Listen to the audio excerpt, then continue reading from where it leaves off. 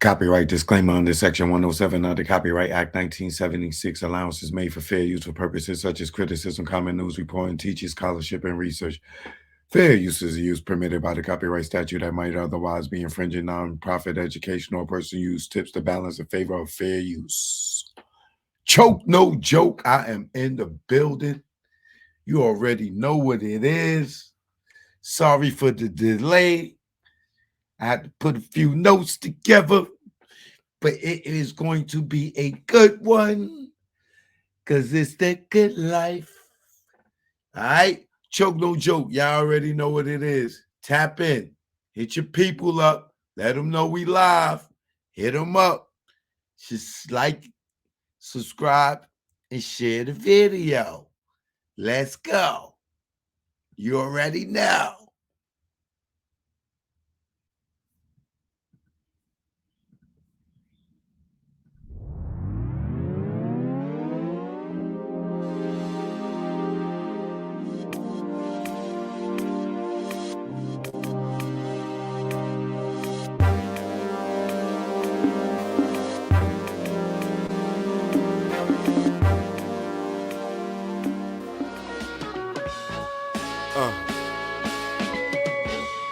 This go out to all the PJs around the world. Either war. Nah, way back. Sound Back. Niggas and guns. Yeah. Let's go. Choke, no joke. To all the projects in the world. You ever been to a project barbecue? Yes, I have. Played the half. Extra hours for more cash. To go half on that coke and yak. Get to the block cause it get packed. Little babies, adults or crack. We feed them too, we don't pump like that. Plus it's like us, giving back. And they sales is the reason why we got so many packs of chicken. The hood not missing. Muslim said don't put pork on chicken. They got on Al about that, they thought he didn't listen. He wasn't been touched from them government missions. But they forget that when they bite that chicken, this is when the players get knocked, cause it's hot out. The sexy show out, glowing with the back glass on the mouth. She see you with the next chick, then she them out. Hustlers them out, just for nothing. Bustin' for attention, just dumbin'. Cause we know y'all ain't bustin' nothing. You ever been to a project barbecue? Kids, sprinklers, deep thinkers, playing chess, hot heads on your left, blowing gas. My Puerto Ricans playing handball, Miguel and Heck on the court. Niggas wanna be like Mike. Life's a box of chocolates, you're riding a pipe, playing the bench. Kids on the fence, watch your po-po, chase Prince. Don't dismiss your brethren for dumb shit. Keep it gangster, no shit where you live. 12-1 right up in your crib. You never been nowhere, where else could you live? What's that? That's gangsta boo coming through. Throwing it up, fucking his muffler up. Scraping the concrete with Willie's so sweet. He got escorts by the chief of police from 233rd Laconia to Gun Hill Road. Got knocked, didn't tell like Joe. Period.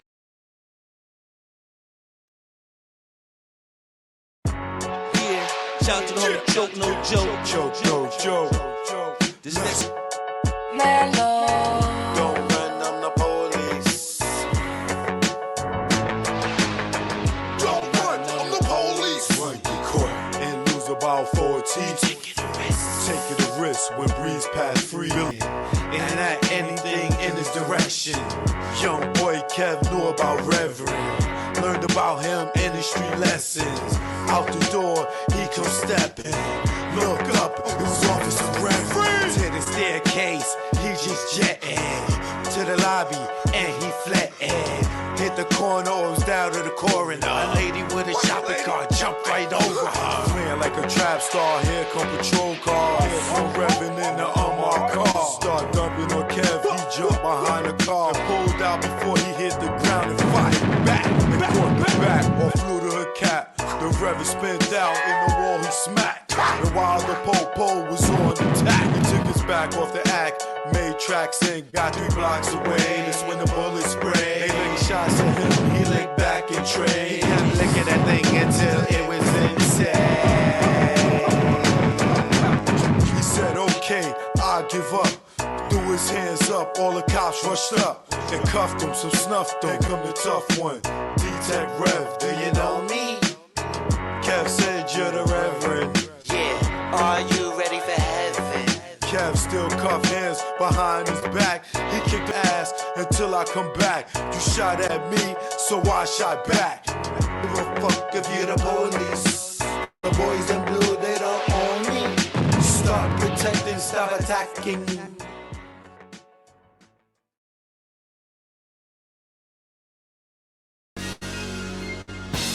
Stay the hell. Don't follow those cats. Choke, don't choke. You already know. Let's go out the gray, go. Now I'm out the game. Feel good, not pitching in the hood. And I really don't think I could go back to selling crack and stashing them packs in my ass. I maintain weekly money the same, and nah, I don't go through them games. Niggas testing my brain with them triple beams filled with change. Pot crack, grams in the drain, get hit with the fake exchange. Like baking soda flour, after being on Broadway for hours. Getting knocked, being back at start. Niggas testing if I got heart.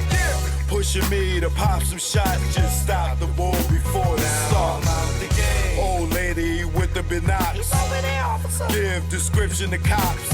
Why they try to tear us apart with that good cop, bad cop. I ain't going for the game, he ain't tell you a thing. Your partners with them saying the same. You can tighten them cuffs till you see veins. Stop fucking yanking them down. They might fuck you if you ain't sane. And nigga never sniff cocaine. And I don't care what game or part of the area you claim. Pray Scarface, you must be insane. Nigga, Tony fucked the boy's dame. His right hand man, he's slain to get his back blown out the game. Do it on the low, let nobody know. No pillow talk to home. And if he step on your toes, don't bust a blame. Cause everybody will know or get out the game. They say that change is good. It's a lot of stress in the hood, and I know if you could, you would. Get out the game, but you stuck in that time. Where the nigga in public like shine. For a witness to drop a dime. For self-defense, do or die. Celebs doing time. Mike Vick on the child line. Even Kobe, Jason Williams, Gage, kick like Shinobi. Little Kim for perjury. You know you done fucked up, right? You know you done fucked up, right? Let's go. When it's late night, make sure it's packed tight. And when you take those flights, never eye the Jake in sight. And shake them fuckers when they dead to right. Making the fifth go rumble. Because of stick up trouble. Blasting your gap for a cat, for in fact for some crap that don't involve you. For some dudes that don't love you, all they wanna do is pawn you until you go down. And don't do shit for you when you lock down, or even when you touch down. But they tell you to go to the pound. The same block that gave you a pound. Years in the pen, now you live it again. What mind state are you in? When you back it for 10, and you was just waiting for a teen to come home to relive it again. Entrapment should be a sin. The way they reel us in, roll us to a revolving door to bring us in. This shit is insane. The game is insane. The game will fuck with your brain. That's why I'm out the game. Yeah. Just get out the game, man. I know they told y'all there's only 2 ways out. Jail and death. Nah, just get out, nigga. Just get out, man. It's easy. Just walk away, nigga. If they care about you, they'll let you go. If you in the game and you want to go and get a better life, and they won't let you walk away, what do that say? Get out the game, nigga. You want to sleep easy, nigga? Look at these rap niggas, nigga. You want to be the next rapper, trapper, clapper, federal indictment rapper, huh? I keep telling y'all niggas, man, get out the game, man. Joke no joke. Grego, you already know. The beast is chemical, baby.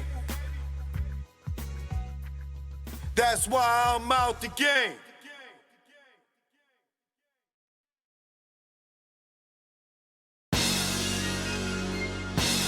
Stay the hell. Don't follow those cats.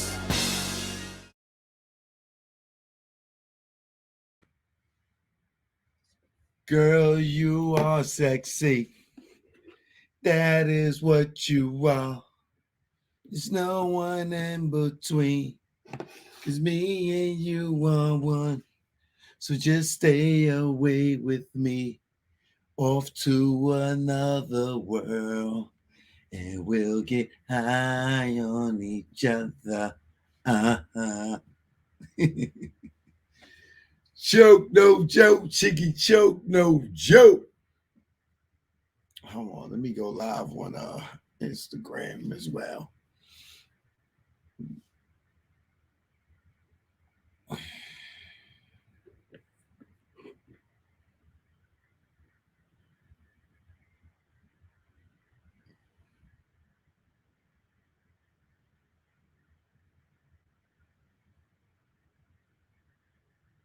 Good evening. Good evening.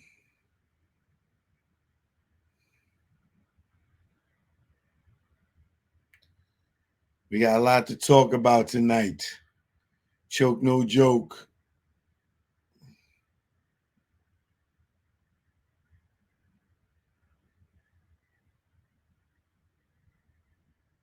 Shout out to all my NYC people in the A.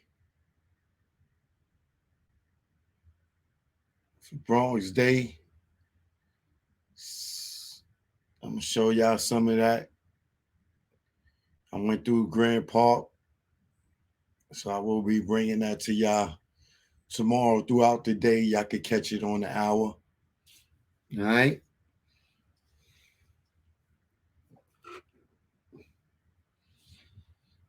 They coming in, they coming in, they coming in.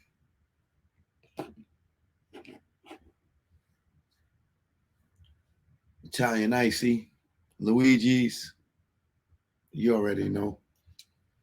That strawberry lemonade.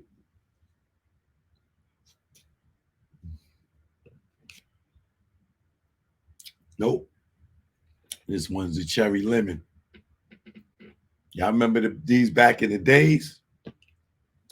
They used to have all that sugar at the bottom. You flip it over. Couldn't wait to be able to let it melt down so you could turn it over. Get to that sweet part. Shout out Tasha Rain in the building. I see you. Real Right Rich in the building. Virgo Rose. Excuse me. Virgo Rose, that is. All right. Choke no joke. Live, Instagram, YouTube, LinkedIn, Twitter, Patreon, all the above. My website, chokenojokeproductions.com.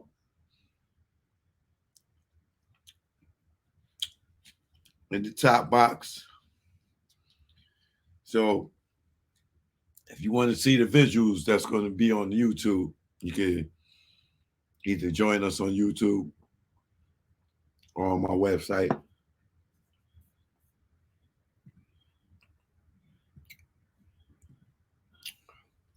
So it's a lot of stuff I want to talk about, right?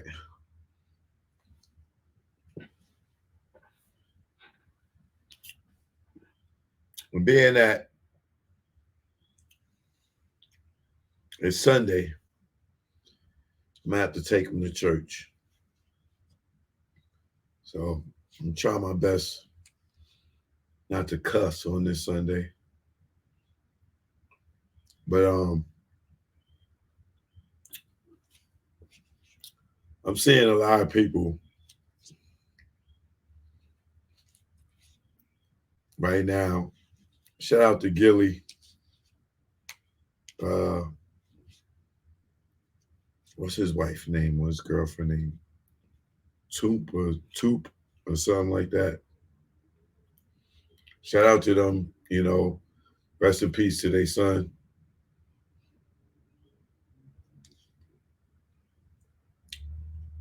Cheese. And what's going on is that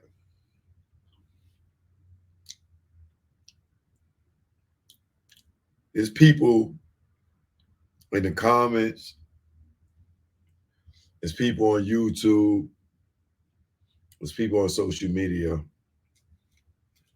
that's not being very sympathetic to Gilly's feelings. Some of these people might have a personal gripe with him. A lot of them are probably just trolls looking for attention. But what I'm noticing is there's a collective effort out here of people. They don't want to say the YouTuber name, but I know exactly who they talking about because it's been plenty of times, unfortunately, that people have died in the hip hop culture. And this particular person, I said stuff to them because people have died and they said stuff that I felt was insensitive. And I think this may have happened maybe on 2 occasions. Like one person I knew personally, and the other one, I can't remember who it was, but I do remember coming on and saying something to this person about being distasteful with their commentary about dead people. And they're not the only one. There's a lot of people that be on YouTube that people would die, rappers would die, and they would say insensitive stuff.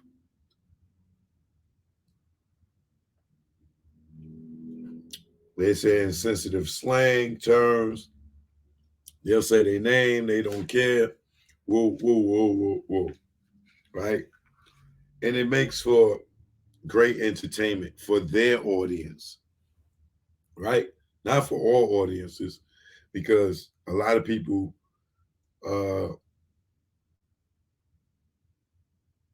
don't take death lightly. And wouldn't disrespect someone that lost their life or say anything that would further put the family that's at loss in pain with ignorance, right? So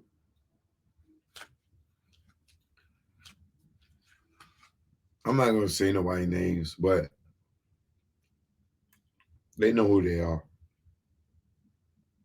And the people that made videos addressing this person, y'all know who y'all are. I'm just going to say to you all,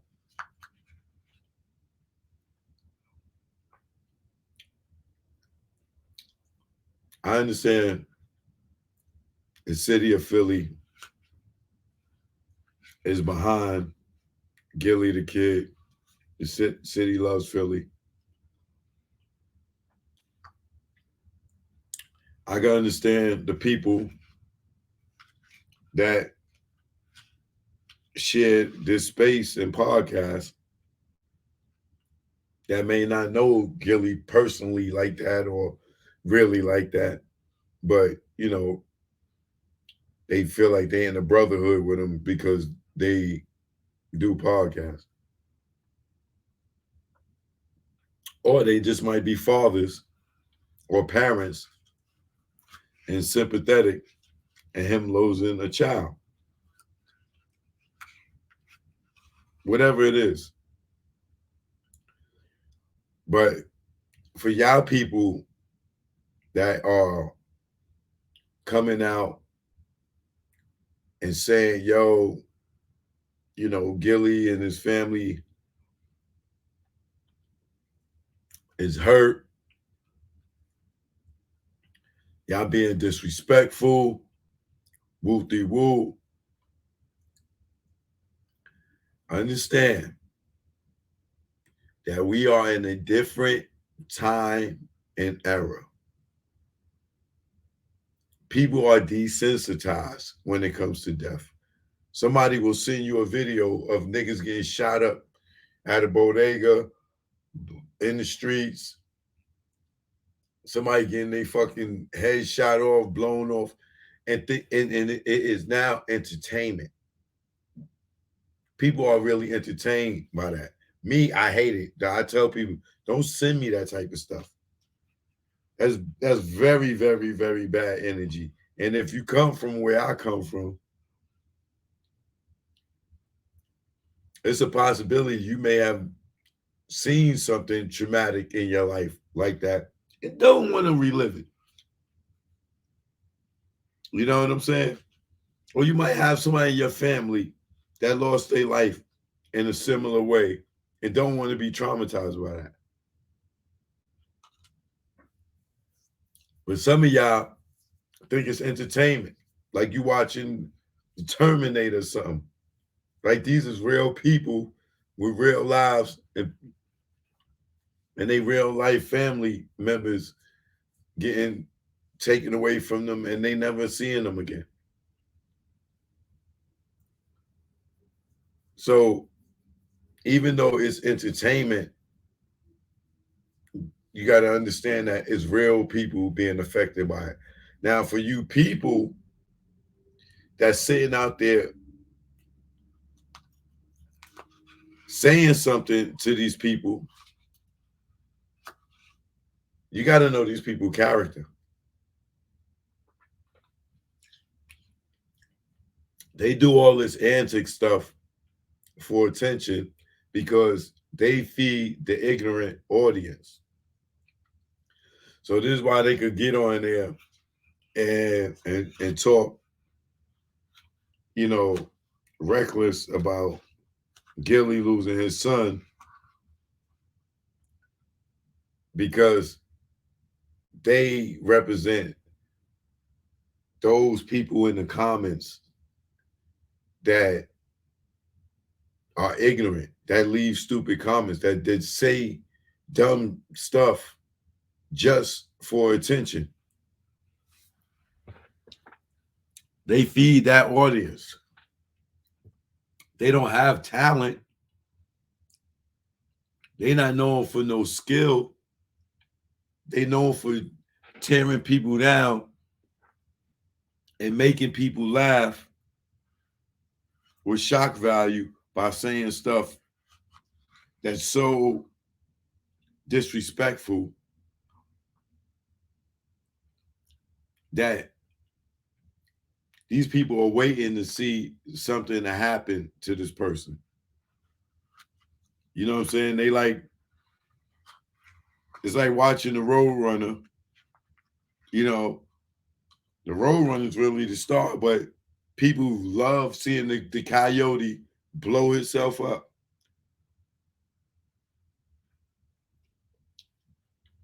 They never laughing at Roadrunner. They're always laughing at the coyote for trying to set a dumbass trap for this road run, and he just constantly blows himself up. Those are those people in those comments, in the comment section, that will come on your page and say the most disrespectful stuff just for attention from either the other people in the comments or to get you irate. So I say all this to say,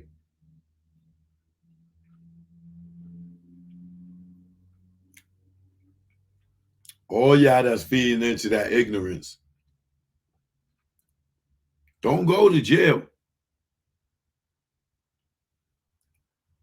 because you feel like you got to defend Gilly's honor.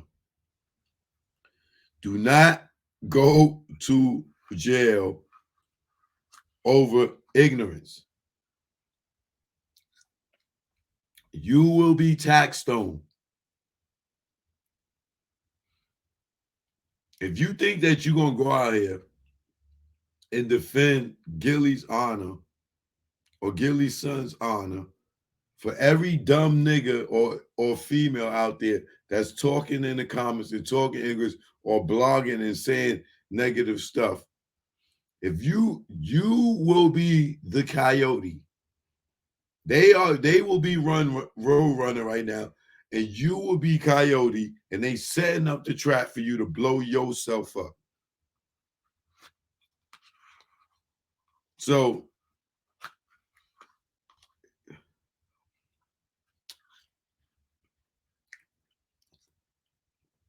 I don't care if you Gilly's father.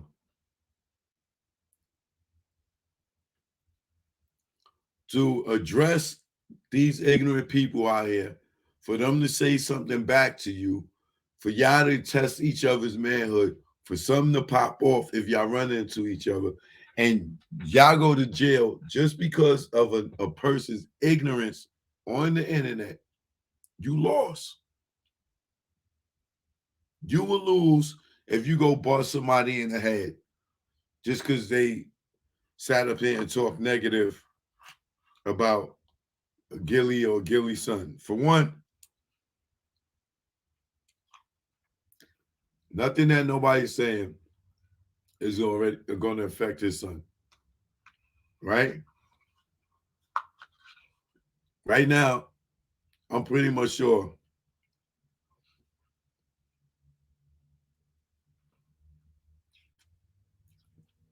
nothing that nobody's saying on the internet can hurt Gilly any more than he's already hurt right now. Like, you might hit that nigga in the head with a brick and he might not feel it right now for what he's going through. So it's none of these ignorant ass niggas on the internet is saying that's going to hurt him even more. So don't you fellas, females, whatever, out there, do not put yourself at risk defending his honor for some ignorant niggas.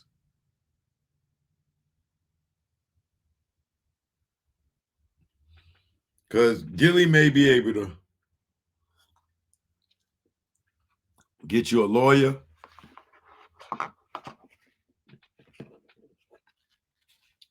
He may even bail you out.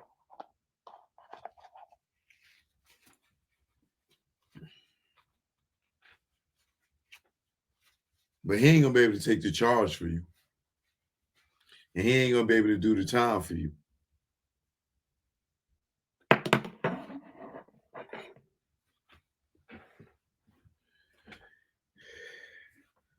And then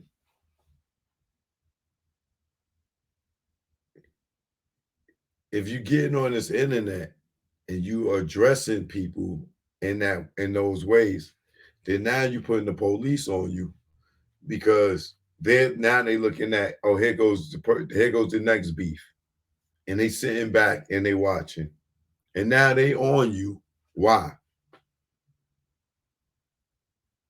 Because you want to defend another man's honor. You know what I'm saying? Which is honorable.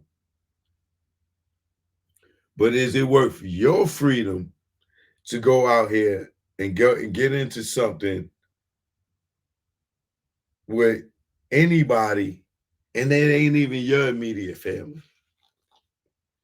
We keep seeing it. We in this culture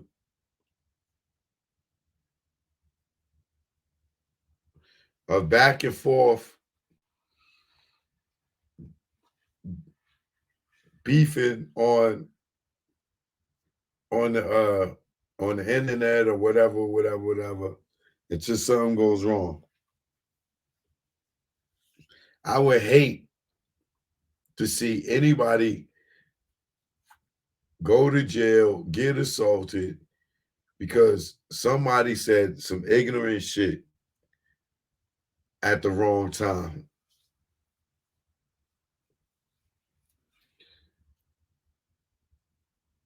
The better way to handle it would be to not even address it, because that's what they want. That's why they saying what they saying. Because if it was somebody in their family and people was acting insensitive to the situation, you think that they would they wouldn't be in the same space as the person that is getting hurt? Of course they would. So you got to understand that even though some of these people may be popular, they don't mean that they're not trolls. There's a lot of people that became popular on YouTube, or women that became popular on Instagram,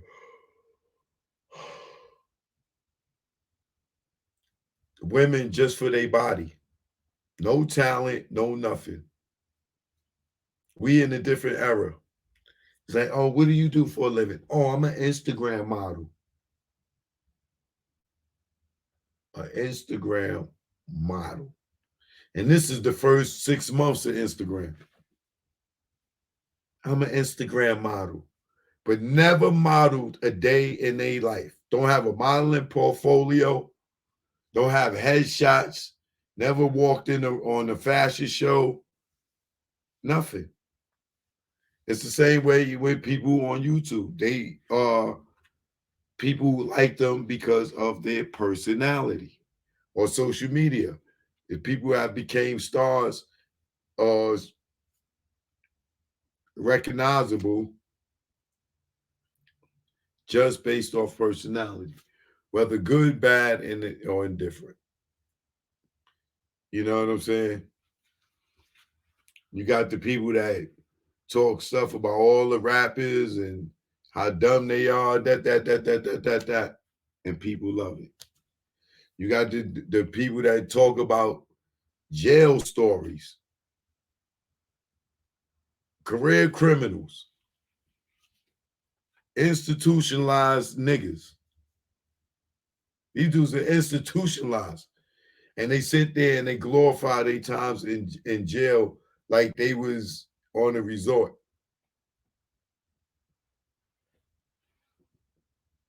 And there's an audience for that.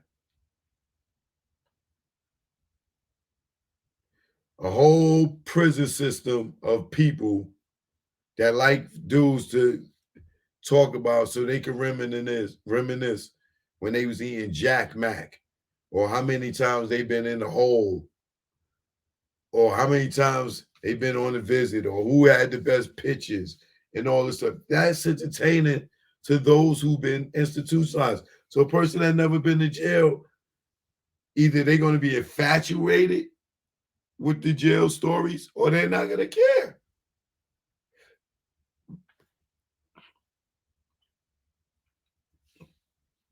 But I think that at this point, if you over 40,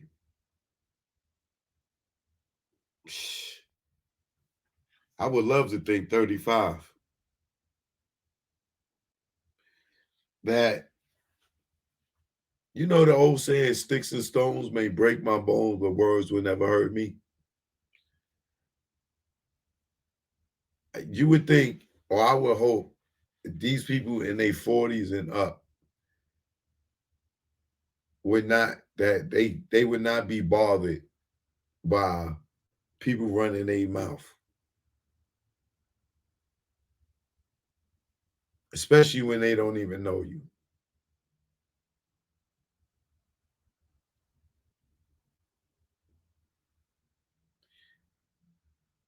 And it is very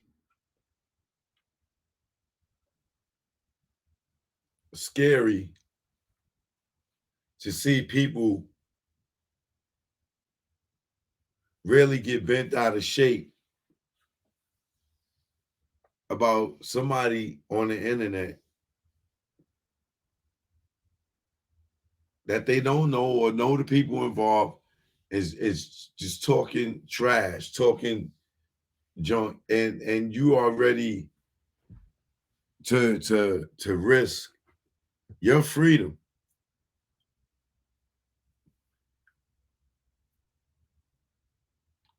for somebody that's being disrespectful on the internet.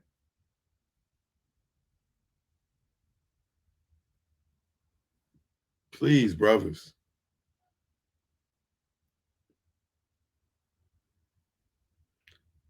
You gotta look at it like this.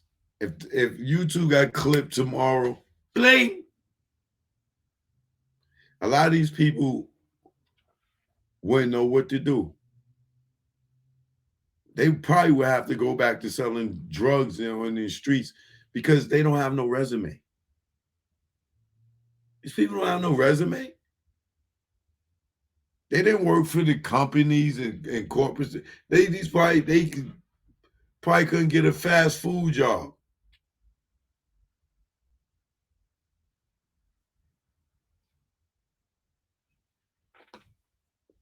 So please, brothers, with this online stuff, when dudes is being disrespectful, laugh at them. Keep in mind Troy Ave and Taxstone situation. How many years Taxstone got? Like 30? And they ain't even sentenced him on the gun yet. This man got 30 years in jail because he talked negative about an artist, and they run into each other and someone dies.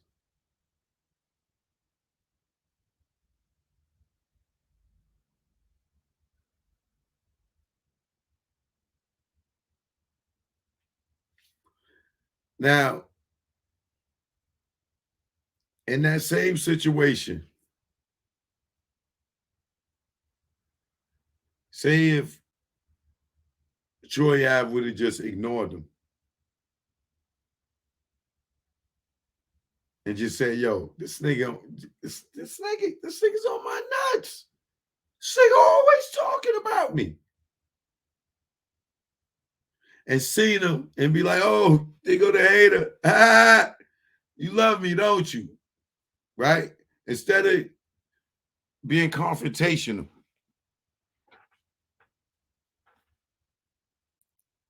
that whole story would have been 100% different.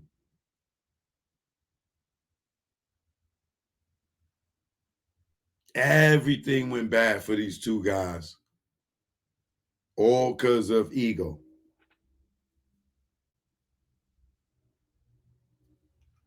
Don't put your ego into these internet people. They will trick you. They will trick you. I'm telling you. If they won't trick you in the cell, they'll trick you into a lawsuit.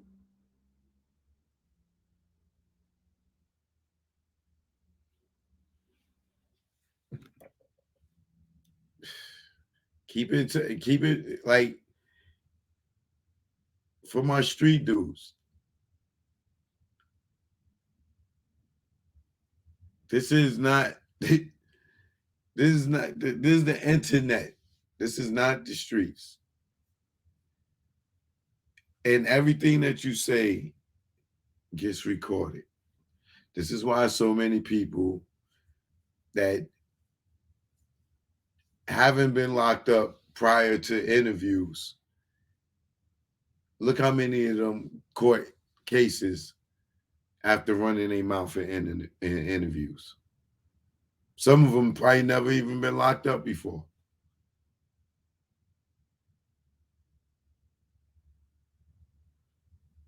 That's right. Just like Jay-Z don't know I exist. So you goddamn right. You gotta use the subliminal method of doing shit.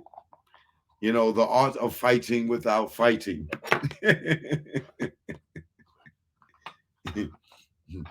You gotta use the Jay-Z method. You know what I'm saying? Don't say shit. Act like you don't hear it. You gotta get subliminal. You gotta do the subliminal.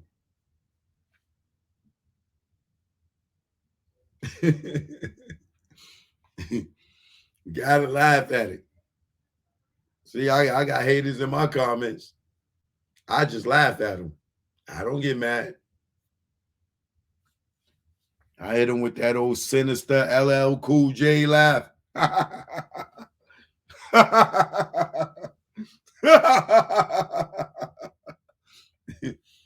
And it pisses them off every time, God damn it.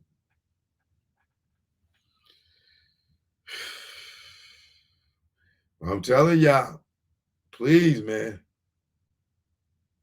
don't get caught up in the trick bag. Everything is recorded. Your text messages, your searches, your voice, even when you ain't on the phone, that shit is recording you. We are going into no, we ain't going. The future is here. If y'all keep sitting here letting your ego make you address these ignorant fools that ain't got shit to lose, you're gonna find yourself in the courtroom or in the jail cell. Learn to ignore these people. Now let me move on. Now, a lot of people is wishy-washy about this Jamie Foxx video.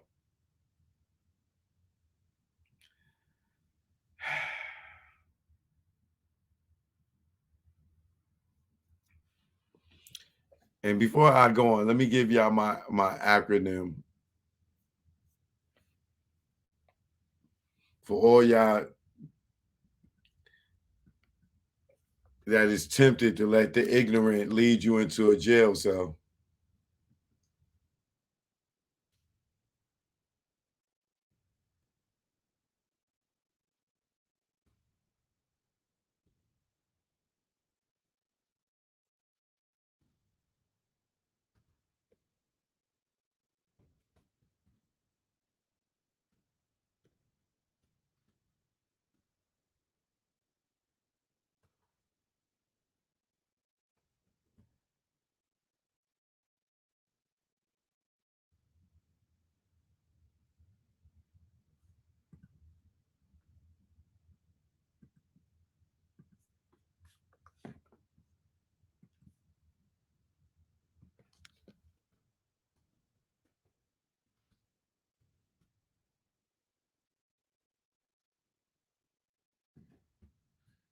So that's my acronym for Vlad. Victory, locking another dummy, visually telling on the goddamn self.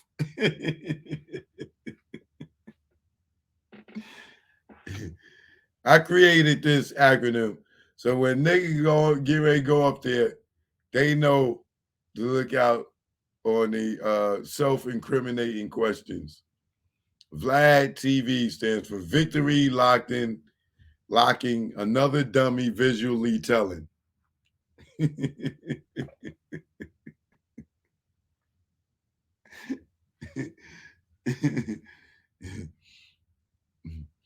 All right.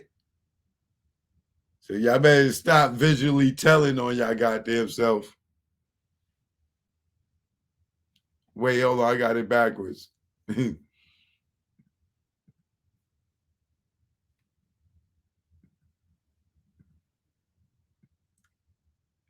Is victory locking another dummy telling visually?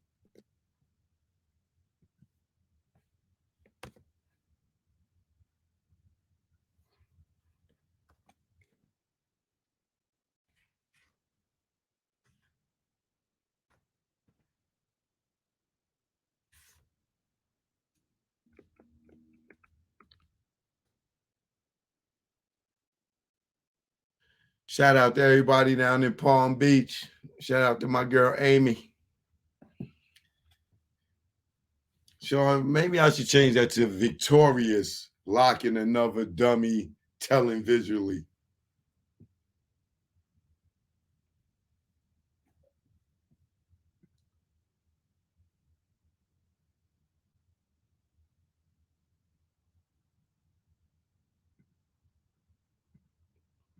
Yeah, I got it, right?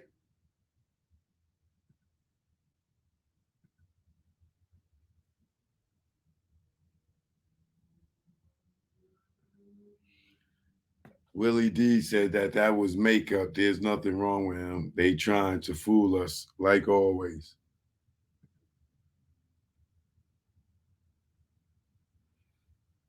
John Paul said, I wish people would stay off that platform. You ain't got to stay off it. Just tell nigga, don't ask me no criminal questions. Joe, you see Boosie going live a lot lately every day? Hell yeah. That nigga paranoid. He paranoid. That nigga is addicted to Instagram. Yo, this nigga Boosie was live. Like, this nigga goes so live. I mean, he go live so much. Today, Boosie was on live, yo, and fell asleep on the live, bro. Gone. Knocked out. This nigga's comatose. I'm like, yo, this nigga, yo, he's so paranoid. He's so scared of something. This nigga stay on his live for like 24 hours a day, bro. They like, nigga, you ain't got no life, nigga. Like you got your only friends you got is on Instagram, nigga.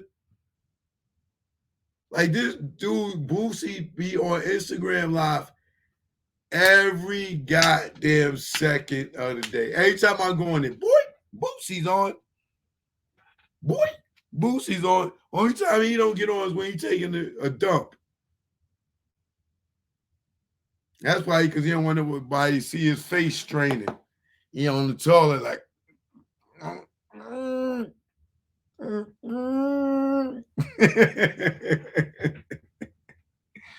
Boosie badass. Y'all hold on for a minute.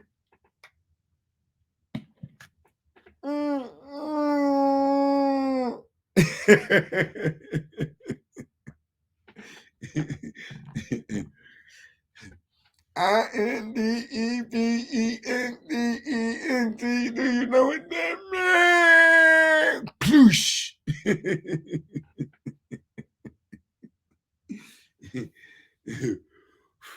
That little nigga, he probably be on the toilet with his brush and shit.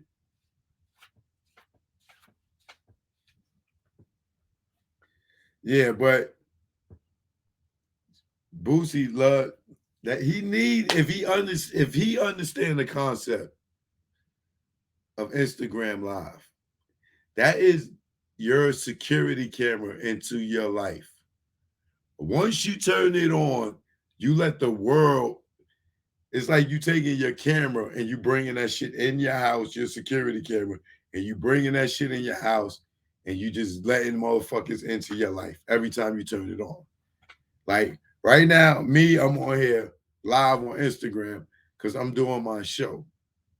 It's another line of distribution for my TV show. That's how I look at it, right? But I ain't just on here on Instagram Live going through the drive-through at McDonald's ordering some fucking food. No, for what? For Popo to be like, oh, he over at the McDonald's. Let's follow him. If they ain't already following him. If they lost him, he turned the camera on. Boop. Oh, there he go. He's over there. Let's go. Like, this nigga is a fool, bro. Let me take that back. I apologize. He's not a fool. He might be getting paid from Instagram to be on there so much. Because some people do have little deals with Instagram, this, that, on, and Bigo and things like that, where they got to stay on at a certain amount of hours a day. So I take that back. I apologize. He might be getting money, but for a dude with an open case, I don't know. Maybe it's a good thing that he go live so much. Maybe his fans love it. I don't know. But I know he went live too much because he fell asleep on his audience. Like the camera's there and everybody just watching him sleep. He's gone. You know what I'm saying? You better hope he ain't talking in sleep, God damn it. And his girl watching. Like, yeah, baby. Yeah, shit. Forget Usher. I wish I got Kiki Palmer that night. Man, you seen Kiki ass, boy, slap! Huh? What did I do? Look at you over here dreaming about Kiki. Yeah. Like this dude will be on Instagram so much that he falls asleep on it. That's called addiction, brother. Like that is addiction.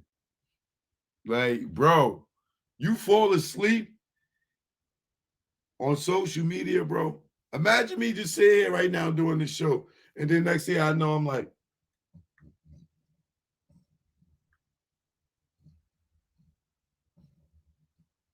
10 minutes later.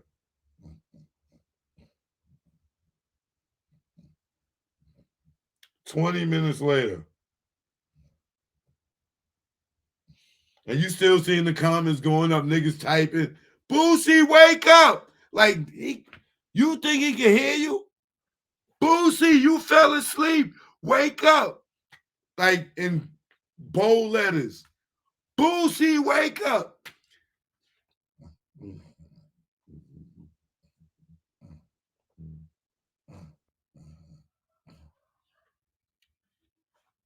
What I would have loved to see was that motherfucker pissed the bed while he was fucking sitting there, laying there, probably drunk as hell, and just start peeing.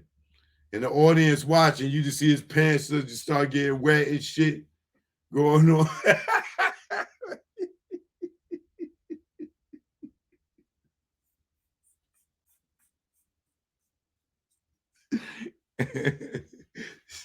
That nigga I get 1 billion views. Hey yo, turn on your Instagram. This nigga Boosie peed the bed. He fell asleep again. Yo, this dude, man. I should have screen recorded it. But I thought that was weird. Just weird that he was on live sleeping, bro.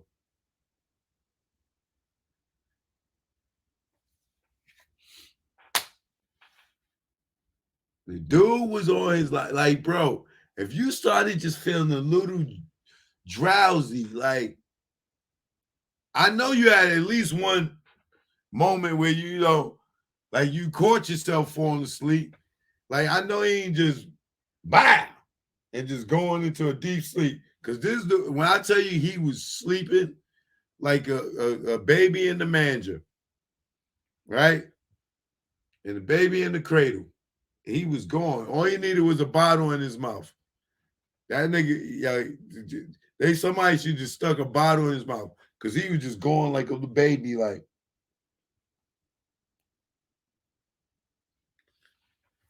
Look like the little monkey in the zoo. Knocked out. Knocked out, bro. Knocked out cold. I said, this brother is like, I already knew he was addicted to it because he stay on it. But that was a total confirmation for me. Total 100% confirmation for me. This dude, stone cold, sleeping on Instagram. Okay. But getting back to Jamie Foxx, right? Now, it could be the lighting. It could be the lighting. But I know that Jamie Foxx is just as brown as me. Now, for all those who think they cloned him, you know, and it ain't no lighting, choke. It ain't no lighting. That ain't him. Maybe, you know, he was in that liquid stuff for so long that, you know, the clone ain't get outside to get no sun yet. And you know how that they be in that liquid shit like a baby in the mother's stomach, and they release that clone out with that gooey stuff. Maybe he just ain't get enough air yet. We got an Amber Alert, y'all. CSX5096, a 2003 Jeep Liberty. If you see in Georgia, we got an Amber Alert in Warner Robins. Amber Alert on Warner Robins. Okay. License plate CSX 5096, Georgia, 2003 Jeep Liberty SUV. All right. Keep your eyes open now for those who are on the road. All right.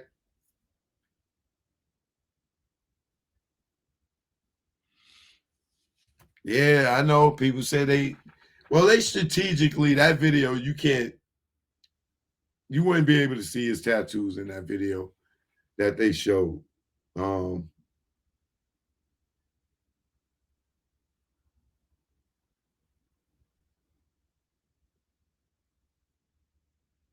He hasn't had any sunlight for months. That's what I'm saying. I believe that's him. You know, I believe that's him. He looks sick as like he got to get his weight back up. But the different, see, it got to be the lighting in that video. But even like that Jamie in the video looks thin. Like he lost a lot of weight. But the Jamie at Topgolf looked like he had his weight up. That Jamie looked like this Jamie was dark skinned. The one on the boat was dark skinned. But like I said, the one on the boat, I say that looked like Jamie. He just looked like he lost a lot of weight in his face because his teeth he just looked funny and stuff. But another thing, this is just all on the conspiracy side. He's like, yeah, you know, I'm back to work. We working this, that. I thought there was a strike. Where you working at? You working? And everybody else on strike? How you working? Are they still working in Hollywood? Are they shut? filming anybody? I don't think so.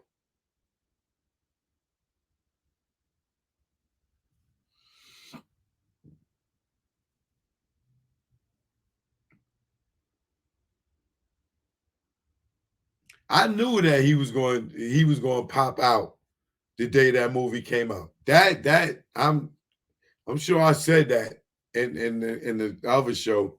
I knew he was going to show his face the day the movie came out. You know what I'm saying? I knew it. I knew it.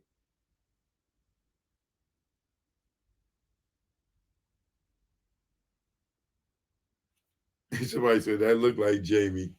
Well, how does his face blow up chubby and then be skinny the next? I think the video was made a while ago, like when he first was up, getting up. You know what I'm saying?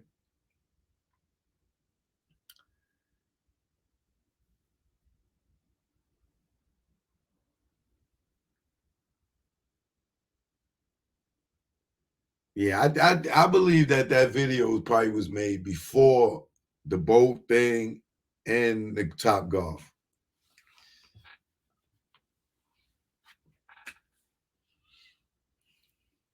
I don't know, man. Like, I believe it's him, but I ain't putting nothing past nobody. We've been tricked before.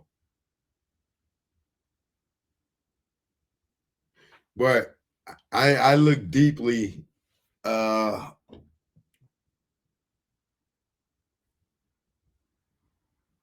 out to Takara. I see you, baby.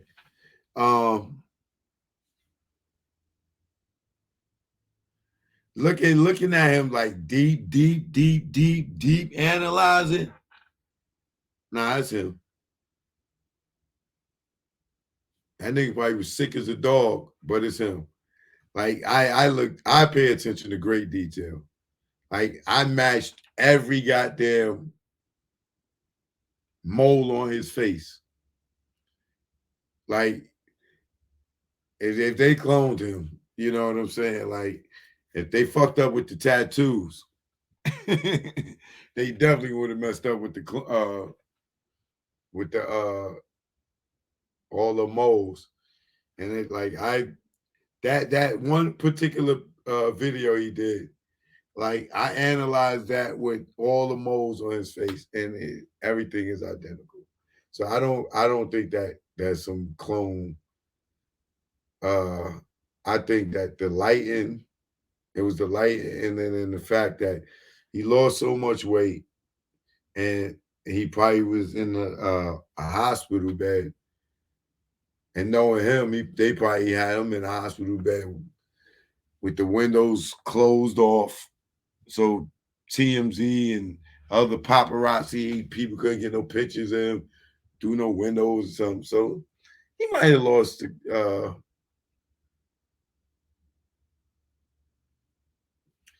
lot of skin tone, or it was the lighting.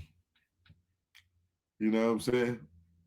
But he didn't have no makeup on because they would have covered up his tattoos. He definitely didn't have no makeup on. When people wear not tattoos, freckles.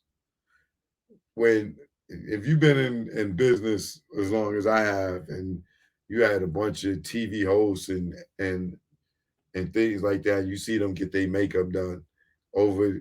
There's always people with like freckles and stuff that on camera you don't get to see the freckles, because if unless they do their natural face, because uh that makeup cover up freckles like this.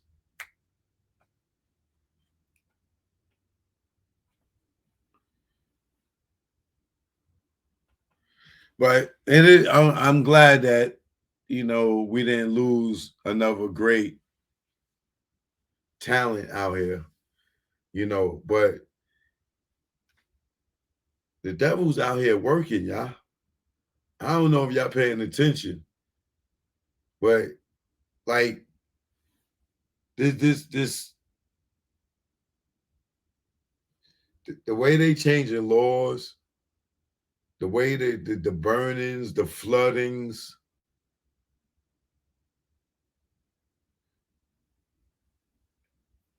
It's getting scary, man. You know what I'm saying? I know we definitely in Revelations because so much is being revealed, but I feel like we in Sodom and Gomorrah too, man. It's a lot. It's a lot of bad things going on, man. Let's talk some world news for a minute, right? Let's get out of entertainment for a minute. I want to show y'all some things.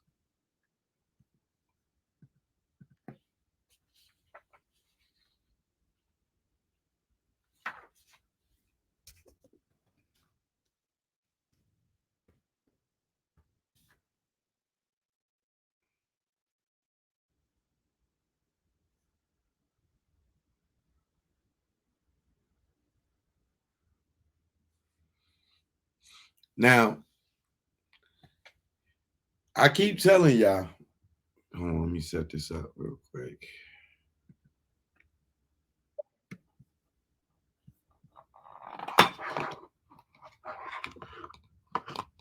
I keep telling y'all that we are in some very rough times right now, right? There's a lot of people out here struggling.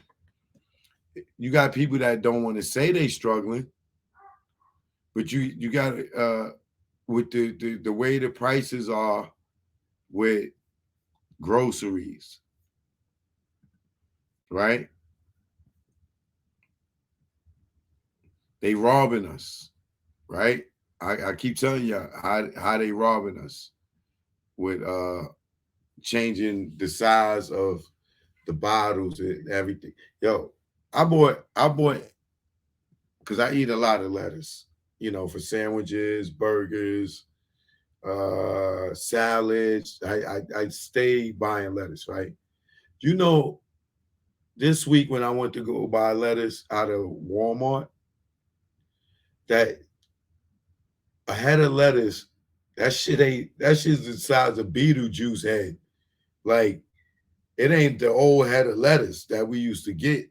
Like, a head of lettuce is a little bit bigger than a fucking softball. Like a little basketball, the little basketballs. Like, I'm used to getting like a head of lettuce, right? Where if you just shave it down, shred it, you could fill up a bowl. Let me see. Let me see if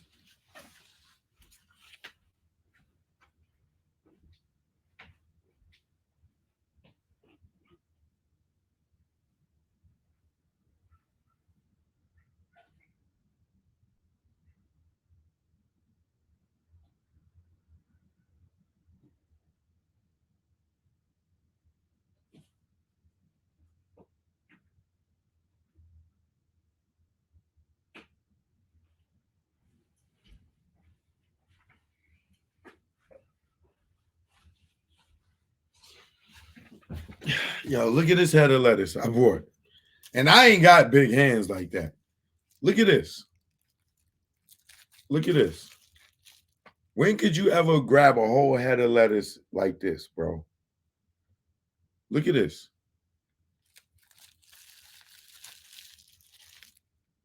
Do y'all see how little this is? Look at my hands. Look. I could palm this whole goddamn thing of lettuce, yo. Look. Look at this. A head of lettuce, bro? Like, this ain't no head. My head is bigger than this shit. Look.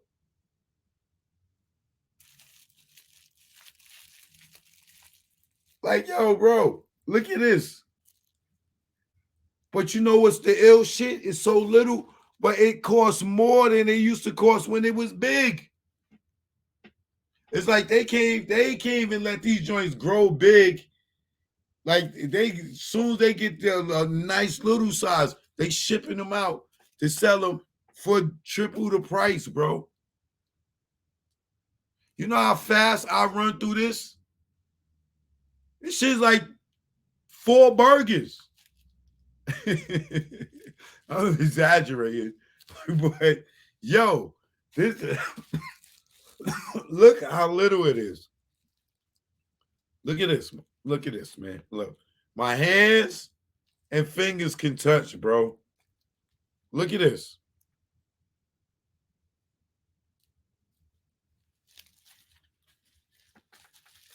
I ain't got no big hands. These. What can I compare this to so y'all could?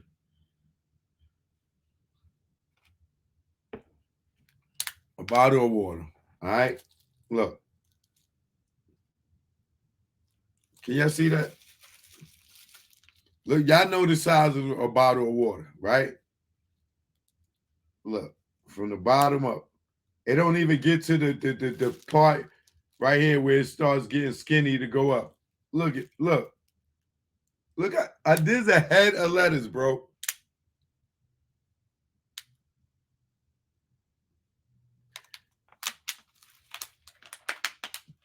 And look, and if I go this direction, look, up and down, right? Right? Not even up to the skinny part where it started getting skinny at, right? And then when you go across the top,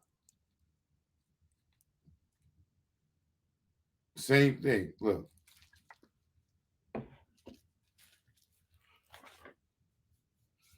Depending on how you cut your lettuce, yes, it could be one salad. Your Instagram is over.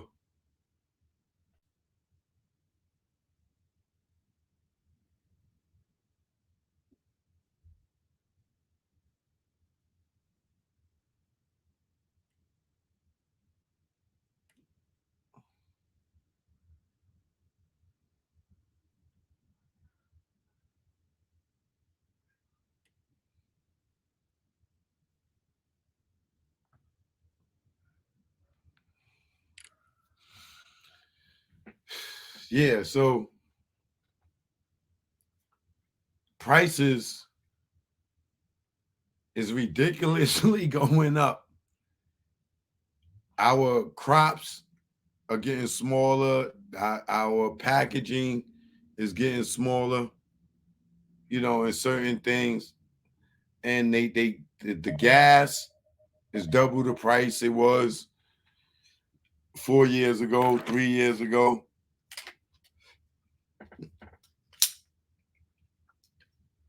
And now we at the point where it's an abundance of robbing and stealing. Now look what happened last night in Atlanta. And we under fair use here. You go to copyright disclaimer. Put it up at the top over here.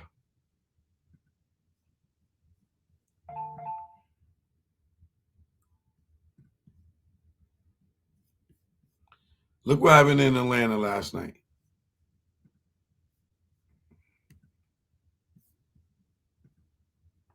First on 11 Alive, more than 100 vehicles at an Inman Park apartment complex broken into, including one Atlanta police squad car.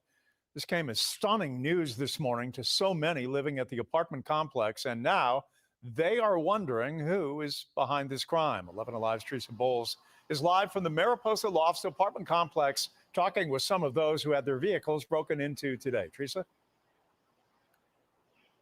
Jeff, glass still litters the floors in the parking garage here. And if you look around, a lot of these cars have had to create makeshift windows for the time being. And the reason I'm here is because I walked straight in, which is what residents say is the real problem.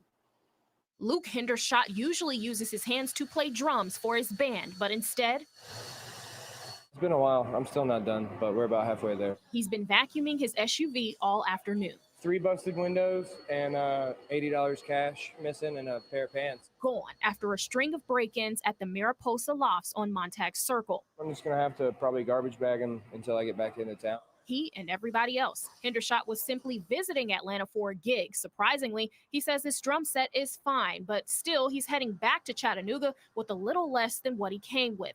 However, for the residents already here, you feel violated. It's like You know, that feeling of like, oh man, yo, I'm at work and somebody came and ate my plate. These thieves didn't leave any scraps. Wallet gone. Had to call the bank this morning, cancel the cards.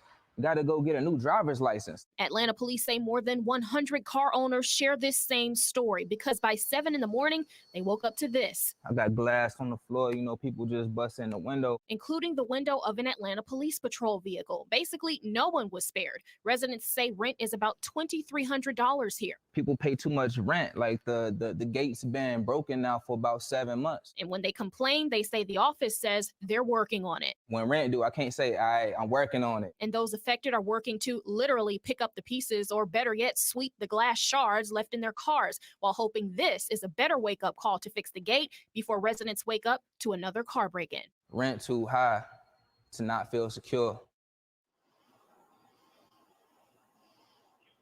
To prevent this, Atlanta police say drivers should take all of their valuables out of the vehicle and lock their cars. I actually talked to a resident off camera who said he left his car unlocked on purpose and still the thieves busted their windows. And I did reach out to the leasing office here, but they were closed by the time that I got here. No response yet. Live in Atlanta, Teresa Bowles, 11 Alive News. When Google Fiber first launched 1 gig, it cost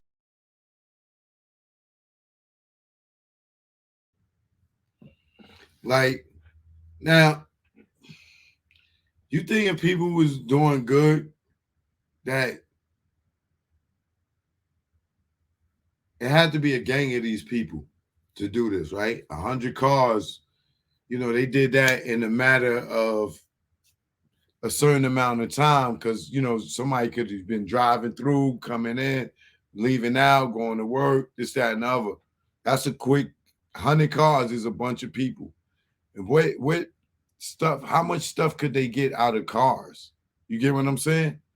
So I'm telling you, it is rough out here. People are struggling. People they acting like they not, everybody on Instagram and social media acting like they doing so well. I'm telling y'all, the devil is working out here, and somebody is making a conscious effort to make sure that we all out here struggle. Like America is coming to its knees. Like a softball lettuce. Where was this even grown at?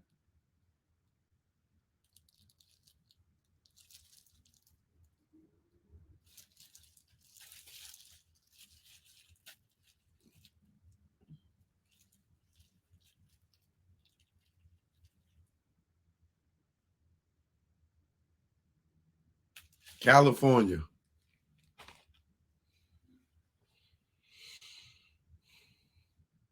Like, yo, people is really struggling out here. And this is the new wave right here. This is the new wave right here.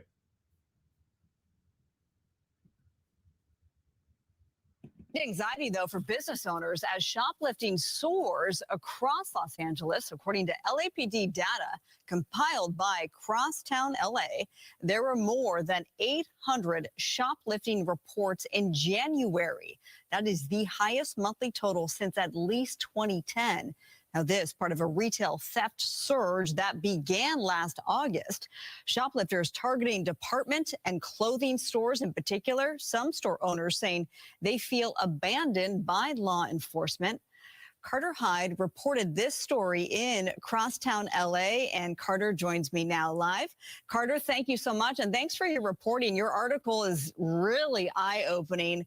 What did you learn from these local businesses? I know a lot of them are in downtown Los Angeles, and they have been broken into time and time again. Yeah, well, first and foremost, that owning a business is hard, and these thefts have led to stores closing. And for the stores that are able to stay open, they've had to make a lot of adjustments. And, you know, a downtown store owner that I spoke with even admitted that she was robbed multiple times and even attacked with a shovel. And her shop used to be on the street level, and she ended up relocating to a secured building. And she did that because a lot of the foot traffic that her store received really sacrificed her safety. And so, you know, owning a business is a 24/7 job. And it's one that shouldn't require you to have to jeopardize your safety from these thefts. No, just trying to make a living. Are these crimes, did you find more of crimes of opportunity or organized crime rings? Many of the higher value incidents are carried out by organized crime rings, and essentially these groups resell stolen merchandise and have been a widespread problem in California and have resulted in losses, extreme losses in money and value in these products. You know, you just touched on this, the fact that that woman who has a business in downtown LA had a storefront right there, and she had a lot of foot traffic, and then she was forced to go to the second floor, which then, of course, doesn't get as much business. Other people are having to spend out of their own pocket for security. They're doing everything right. They have their business permits. They're just trying to make a living, as I said. It seems like the criminals are just taking advantage of the business owners, and sort of the fact that, as your reporting shows, is, and what we talk about here at Fox 11 a lot, is a lot of these people feel abandoned by law enforcement. What have you heard from LAPD in your reporting? Well, unfortunately, we were really unable to get a comment from LAPD, but it does seem that way, that these criminals are taking advantage of these businesses, whether it is a small business that doesn't have much security, or even the department stores that have hands-off policies and policies that do not allow their employees to intervene or try and stop a theft from occurring. And so a lot of these aspects really do just jeopardize the brand and the business, and have led to so many adjustments being made and inventory being cut, and just a number of factors that go into it, that it's more than a financial issue. It's also becoming a safety issue. Mm-hmm. All right, for customers as well. Of course, we did reach out to LAPD for a comment. We have not heard back yet. Carter Hyde, thank you so much. If you'd like to read her article, it is titled "Shoplifting is Soaring in Los Angeles." It is. So you're not going to tell me that people out here from Atlanta to California, that they just like, Listen, man. Somebody can get their head blown off running up in the store, and they act like it's a free shopping spree. Like, you can have anything you want, and all you can grab in 5 minutes is yours. And these people just going there. People are struggling. If you have a job right now, you are blessed. You are blessed. Think about all the people that didn't want to get the jab, that lost their jobs because they didn't want to get it. Think about all the people who businesses went out of. Businesses closed. Or companies that went out of business because of the pandemic. The quarantine, they couldn't sustain a business, and they lost everything. These are probably more of the people that's out here robbing and stealing their kids or whatever, because they have no income. Now you got the people that's on welfare, that been sitting around getting food stamps. They get a couple of $100 of food stamps. They only got paid $50, $60 rent or whatever, and they getting cash along with the government. These people may not be affected. They may not know what the fuck is going on out here, because they're not affected because they got government assistance.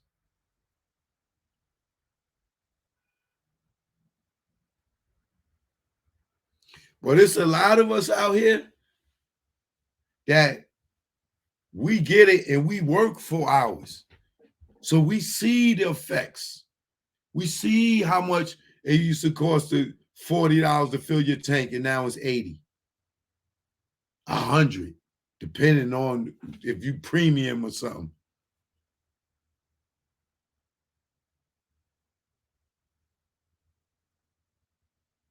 Everybody out here ain't doing good. Everybody out here is not doing good. And a lot of people are working so much that they just working to keep a roof over their head and some food over their mouth, and and some food in their mouth, and they don't have no extras.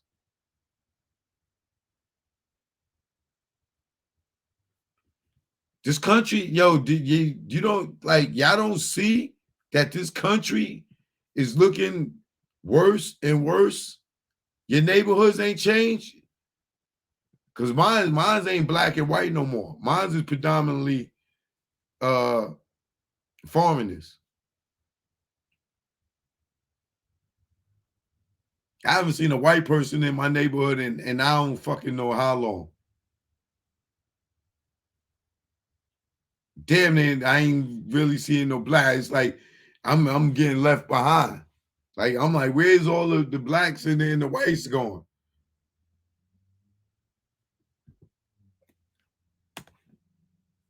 Number of factors that are responsible for the declining rate of arrest and prosecution of shoplifting. The first is that we're a very progressive state in California. We have very progressive judges, very progressive district attorneys. There's just been a decline of a willingness to prosecute those crimes. But more significantly, since the year 2014, which is the year that California voters passed Proposition 47, decriminalized theft below $950. What we've seen is the absolute ransacking of Walgreens and the like, thieves going in and stealing large quantities of goods. So you sometimes hear people say police don't prevent crimes. Well, that's ridiculous. I mean, we have incredibly good information and data that the presence of police reduces homicides and it reduces other crimes. I mean, of course it does. It's common sense. If would-be criminals don't think that they're going to be caught, we know that they're much more comfortable committing those crimes. That's a very well-established principle. There's a number of factors.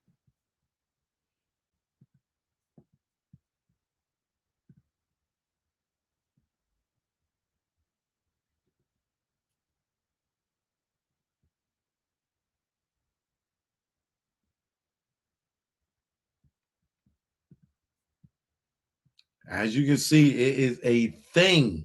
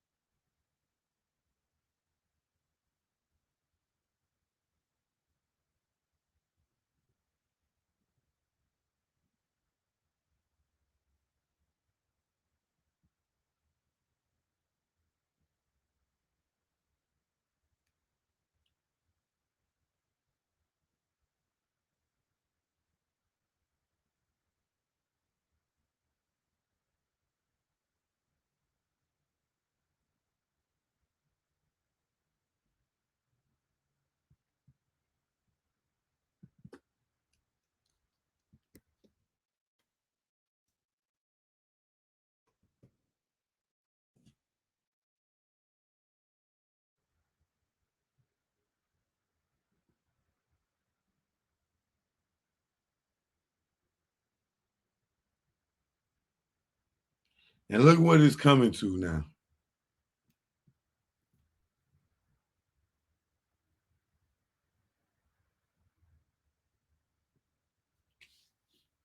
Shit is crazy, man. Yo, people out here, it's scary, man.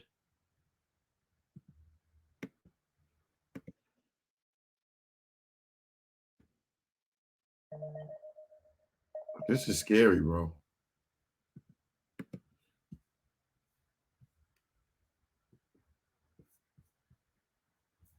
And the thing that's making it more scary is the prevention that there is coming to, which will make people start robbing each other. This is getting ugly, yo. Look what they got to do now. Theft is rampant in San Francisco. We walked into a store and easily spotted and recorded shoplifters in action. Now some retailers are going to new lengths to protect their products. KTVU's Christian Captain joins us now from a Walgreens in the city's Richmond district that has taken the drastic step of using a chain to lock up the food there. Christian.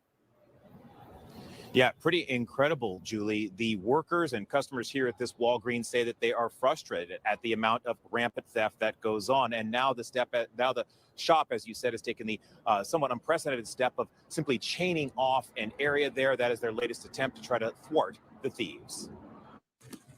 Customers at this Walgreens at 16th Avenue and Geary Boulevard say this is a distressingly common sight. Shoplifters making their way through the aisles, helping themselves to whatever they want, then walking out.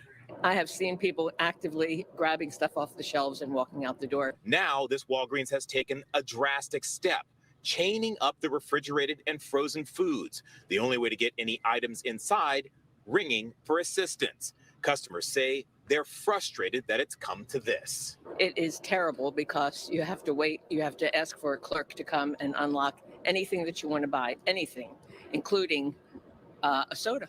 In the span of less than 2 hours, we saw 4 confirmed shoplifting incidents, thieves making off with drinks, food, and stationery supplies. In a statement, Walgreens said retail crime is one of the top challenges facing their industry, and that the company is focused on safety. The company says it continues to take preventative measures to safely deter theft and still deliver the best experience it can for customers. We spoke with a San Francisco police sergeant who works undercover, so he asked us to not show his face. He says ultimately it's up to the retailer to protect their goods and hire security if needed. He said oftentimes Walgreens will call the police and only ask that the items be returned and will then decline to press charges. But then what happens is the Walgreens Corporation, that means the employees will have to show up to court and testify. And I think that's where the particular problem is. It's tying up their employees to go to court on these, on these retail thefts. Walgreens isn't the only retailer facing a shoplifting problem. This Safeway on Webster Street in San Francisco joined with others in Oakland and San Jose to install these glass gates where shoppers have to scan their receipts to exit. Safeway released a statement saying the grocery chain recently made the change at select Safeway stores in the Bay Area to maintain a safe and welcoming shopping experience for customers and associates, given the increasing amount of theft. Some shoppers said they didn't like the new gates. Others say they understand why they're a necessity. It was different. I thought it was more like an airport kind of like, or, a security job, But if it does the job, it keeps shoplifters from shoplifting. Okay.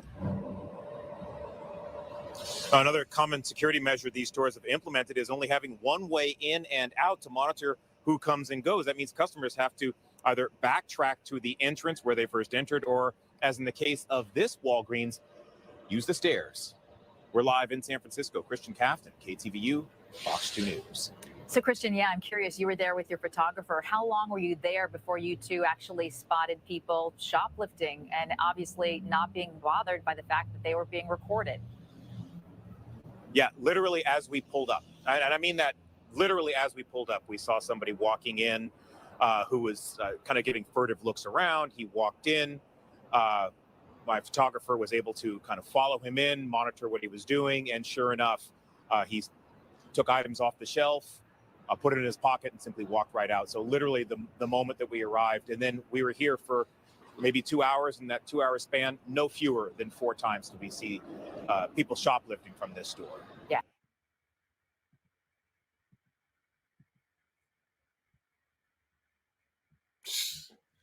I'm telling y'all. And then the police ain't doing nothing. But we right around the corner from RoboCop. They gonna start sending these robotic dogs and robots and start tranquilizing niggas and yo, I'm telling y'all, it is bad out here. I don't know if y'all seeing it. It's bad out here, y'all. I don't know if y'all seeing it. I'm telling you, if you are a person that is blessed to have a job, to have income, save your money. Save a little bit here, save a little bit there. Do not live paycheck to paycheck because you might not get the next paycheck. Look at all the actors, the writers, producers, all in Hollywood that was getting big paychecks every week or every 2 weeks. They wasn't worried about nothing. Now they're on the strike. They don't know when they're going to get their next check. You might see their asses in Walgreens just going in and stealing. That shit is embarrassing that you got to even do that.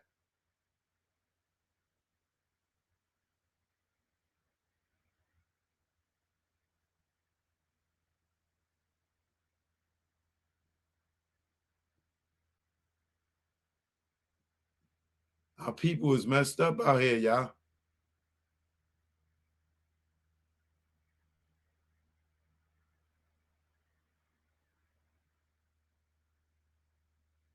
Our people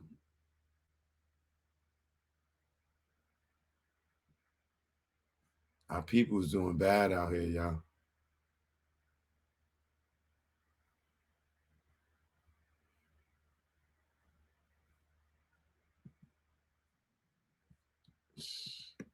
Yo, it's so sad, man. That boy Bush came in here and turned this motherfucker to a third world country, boy.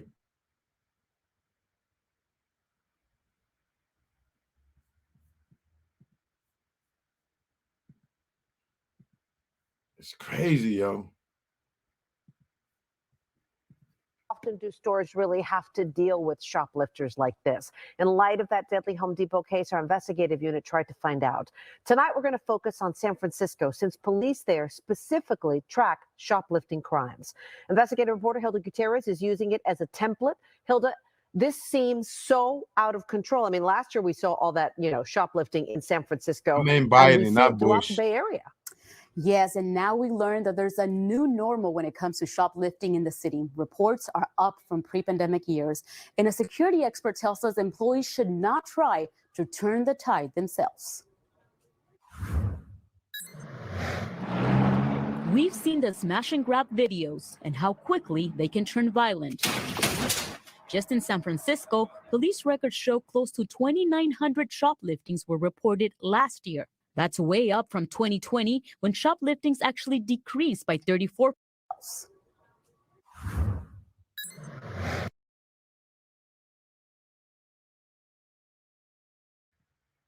Let that be a lesson to you. Go run up in one of these stores. You might not walk out of there. Y'all seen that?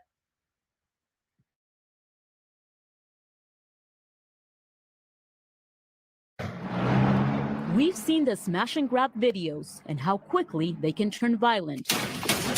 Just in San Francisco, police records show close to 2,900 shopliftings were reported last year. That's way up from 2020, when shopliftings actually decreased by 34%, when the COVID pandemic began and so many businesses shut down.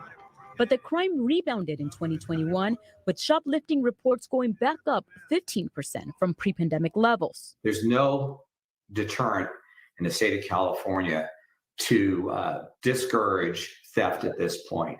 Mike Leninger is a retired police officer and security consultant.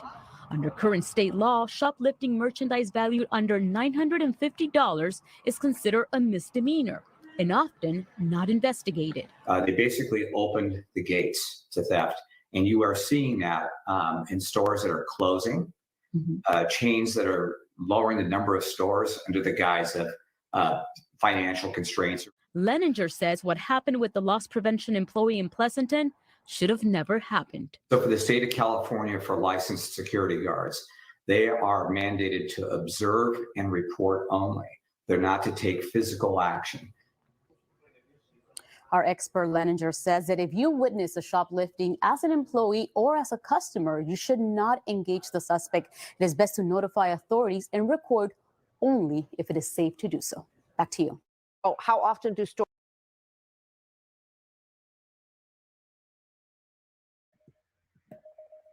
Yo, bro, that's a free fall, a free for all, man.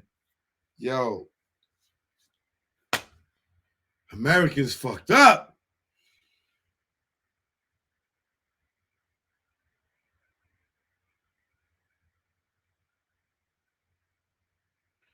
America's fucked up, bro.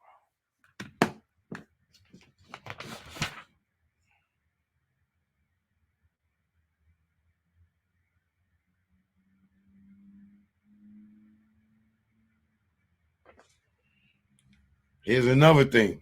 Look at this.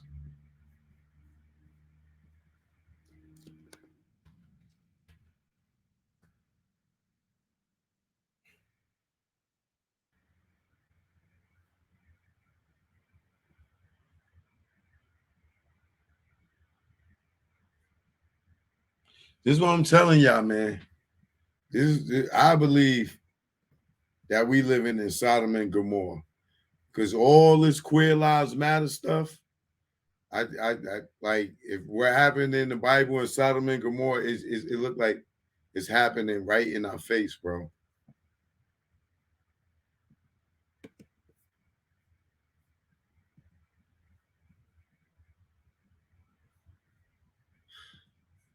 Look at this in Greece. Like, I'm on my world news right now, so we can see. I want y'all to see like how much shit is going on around the world all at the same time. And you cannot tell me we not in Revelations or Sodom and Gomorrah. Like, the devil is working. It is too much bad energy out here going on. People running up in stores like you tell me none of these people got money? That they all running in the store stealing stuff, and with people filming them, they don't even care. Like, weather is wreaking havoc around the globe. Urgent evacuations are underway right now in Greece as wildfires rage just outside of Athens. Marcus Moore is on the ground there for us with the latest. Good morning, Marcus. Well, hey, Robin, good morning. We are in a small village about 17 miles west of Athens. The fire racing through here. You can see the scorched earth still smoldering there. And one of these burned out cars, residents told us they had just minutes to decide whether to try to fight these flames or to run. This morning, firefighters racing to stop 5 dozen wildfires from threatening more homes and lives in Greece. Overnight, reinforcements arriving from countries across Europe. Urgent evacuations underway. Officials rushing to evacuate and help residents as smoke fills city streets. Police pleading with nuns singing hymns at this monastery to leave, which they eventually did. And in this small village west of Athens, Luisa Riadov told us they were fending for themselves as flames spread. We needed help and no one was here for us. No one, not even the firefighters, no one. Yet even as Europe swelters with spreading wildfires, Americans are arriving in record numbers. The heat is just overwhelming. You walk out of the hotel and it almost kind of hits you in the face with how hot it is. The pandemic delayed Heather Perkins' first planned trip to Athens. She finally made it, but says the heat is overwhelming. The sun is blazing hot. I was at the Acropolis and the sun was almost unbearable as far as the heat. There were some people definitely struggling with probably what I would assume would be heat exhaustion, dehydration, things like that. Back here in this small village overnight, we've watched as a steady stream of helicopters and airplanes have been dumping water on the flames on the other side of this ridge behind us. But with the dry, hot, and windy conditions expected to persist for the rest of the week, Robin, one government official warned that the worst may be yet to come. Don't like to hear that, but thank you for being on the scene there for us, Marcus. Well, hey there, GMA fans. Robin Roberts here. Thanks.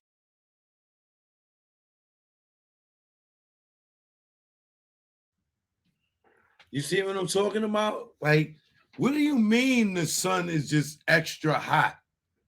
Like, huh? Like, what is going on out here, man? I'm telling y'all, man, something ain't right, bro. And I ain't trying to scare nobody.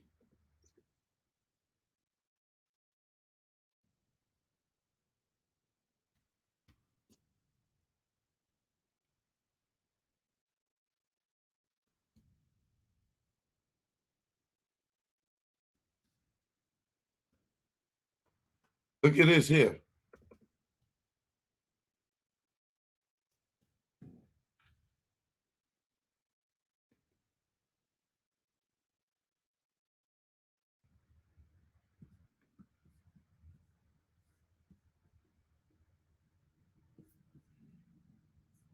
Tell me something ain't going on here, y'all.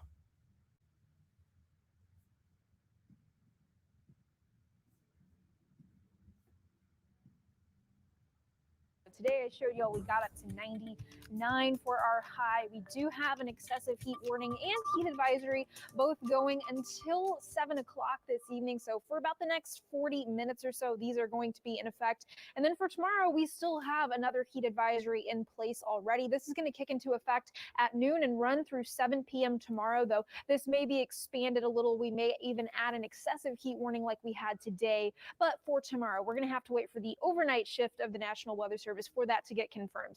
Here's a look at tonight's forecast. Warm and muggy. We will see a little bit of patchy fog thanks to all the humidity and the winds calming down. That's going to give way to that fog. Patchy in areas, and it could be a little thick in some places. Tomorrow, the oppressive heat continues with a high up near 100 again. So again, we do have that heat advisory, but some isolated rain chances are in the forecast. So let's take a look at why that is. There's a stationary front right along the I-10 corridor. That, combined with lots of moisture focusing along that in daytime heat, is going to spark some showers up to our north, and those are going to kind of ride their own outflow down towards us. We're also going to see a little bit of a sea breeze come in tomorrow. So let's rewind to tomorrow morning so you can watch your location a little more closely. Here's a look at tomorrow morning's temperatures in the upper 70s for most folks. So another warm and muggy overnight.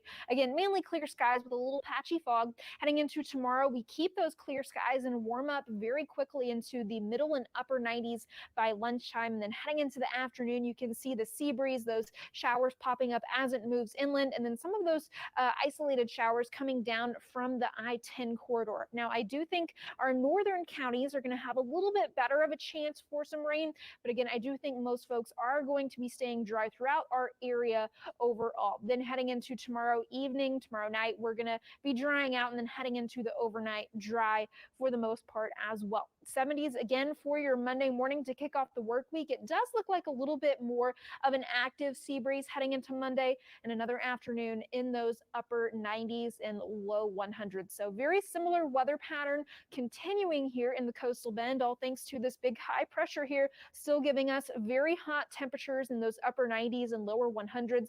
However, as it slides off a little bit to the west, back to the desert southwest, we're going to open up the door for a few isolated showers heading into Wednesday, Thursday, and Friday. Now, those rain chances could go up from now as we head into the rest of the week, but right now I do have them at an isolated 10 to 20% chance. In the upper 90s, very, very hot with those feels like temperatures in the 110s. Yo, bro, what kind of 5-day forecast is this, bro?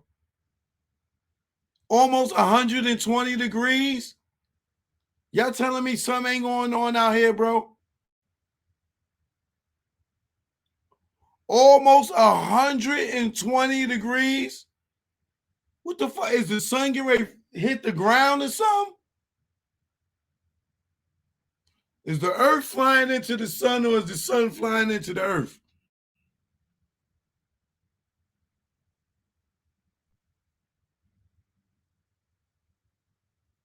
It's saying it's unsafe at 112 plus.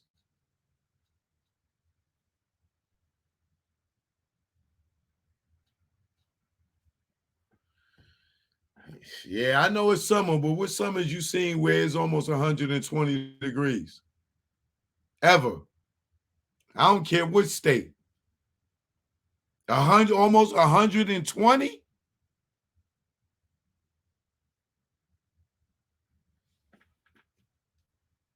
You tell me y'all in your lifetime you saw, and living in Texas, you saw 117 before? I lived in Texas before. I've never seen 117 degrees.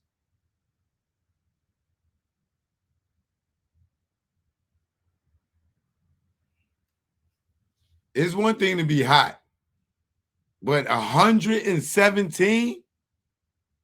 Over 110 for the whole week? All right. We gonna act like that's normal if y'all say so. But you ain't gonna tell me.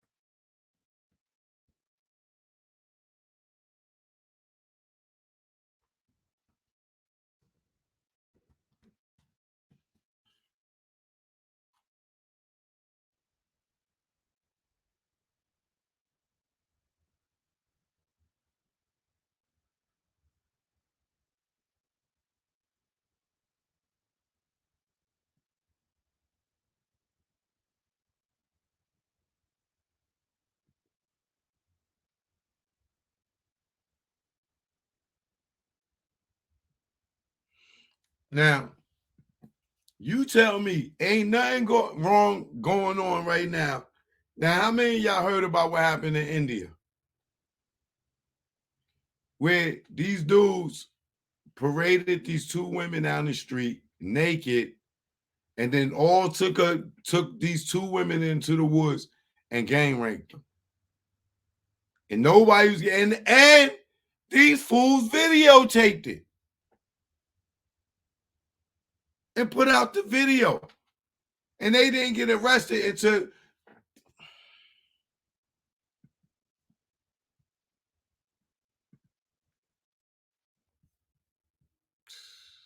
let me show y'all this, man.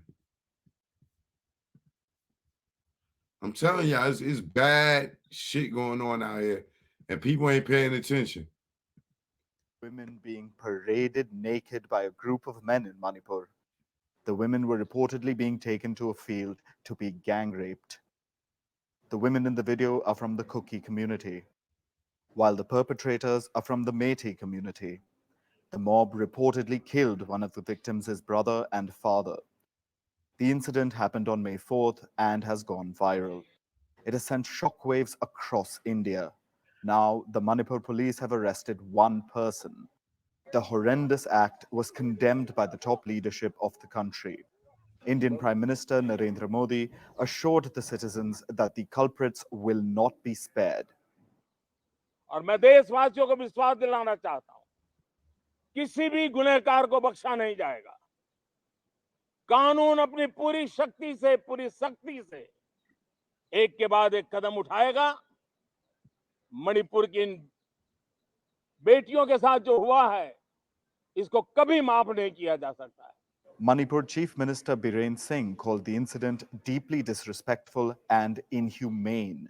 He said the culprits should be given capital punishment. जो भी evidence वगैरह करके वो जैसे वाला culprit को, जैसे वाला क्राइम जो कर रहा है, ऐसे वाले को सजा, जैसे मौत का सजा दे, उसको हम इफर्ट करेंगे। While the Union Minister Smriti Irani called the incident downright inhuman. India's Supreme Court also condemned the horrific crime, calling it unacceptable. The court has also warned the central government of intervention if no action is taken. The viral video comes in the backdrop of ethnic violence that broke out in Manipur in May this year. The state has been witnessing clashes between two communities called the Kuki and the Meitei. The clashes broke out in Manipur as members of the Meitei community demonstrated to demand the scheduled tribe status. Meiteis make up 53% of Manipur's population. Meiteis, Nagas, and Kuki Zomis are the three major ethnic communities in Manipur.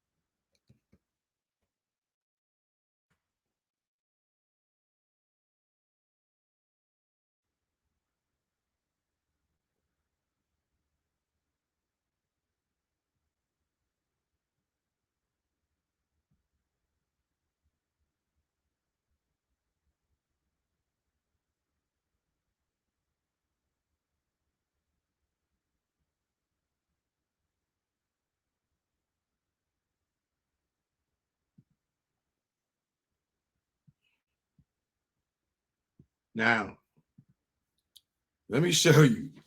Like what these people did for these women is similar to what people did in LA for Rodney King. They just wilded out. I think it was yesterday or the day before. I think it might have been yesterday. Or it might be today that they wilded out there for this.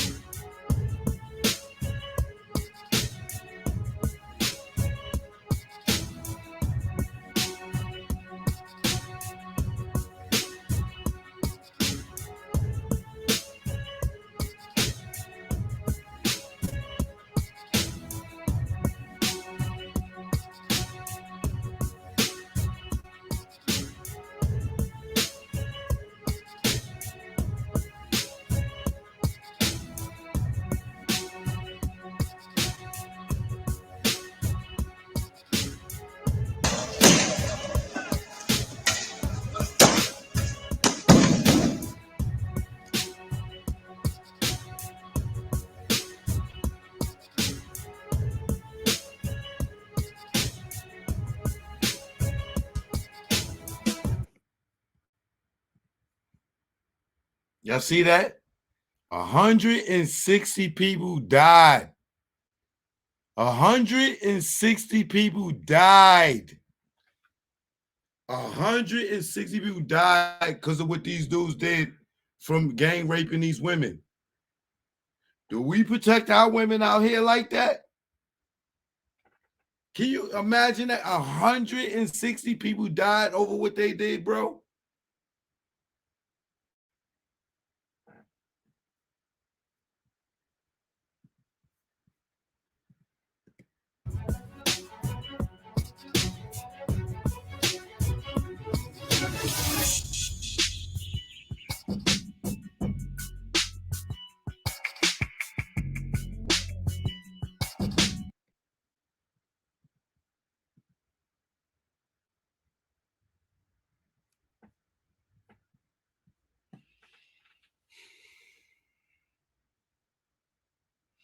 I don't know what's going on out here, y'all. Now, you can't tell me the devil ain't working, right?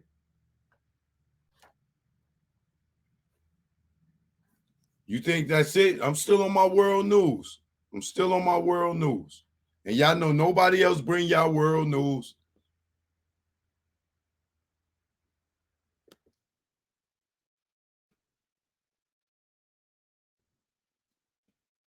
Now, this next one is going to touch your soul.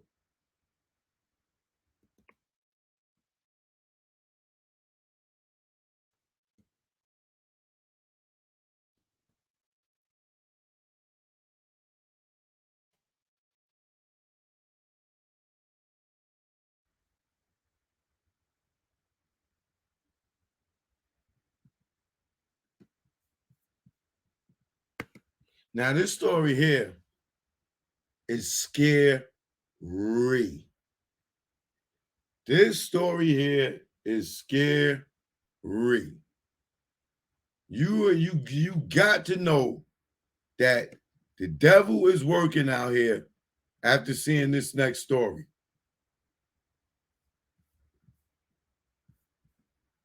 And you tell me what sense do this make?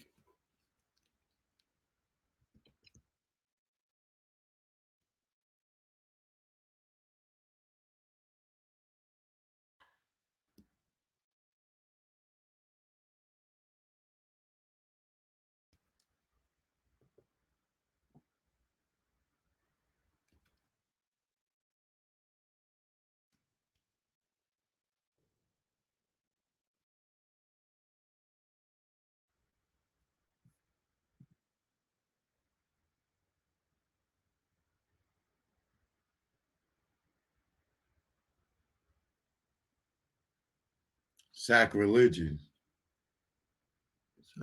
Violation, desecration. Okay. Now check this out, right? This should be disturbing to everybody watching, right? In Sweden, they just rushed the embassy today. Why? Because the police granted an application for them to be able to burn the Quran.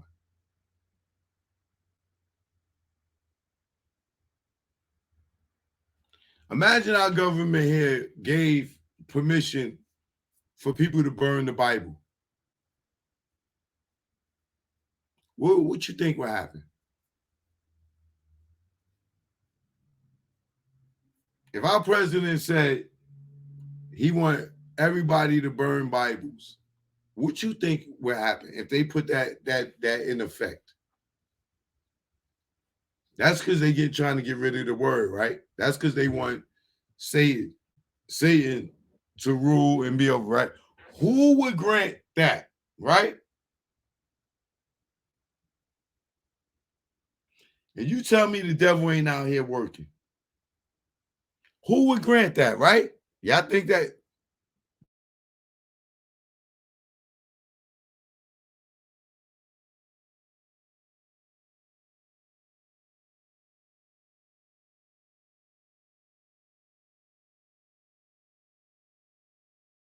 Now they just stormed the embassy. I don't know if they got inspired by the Capitol storming, but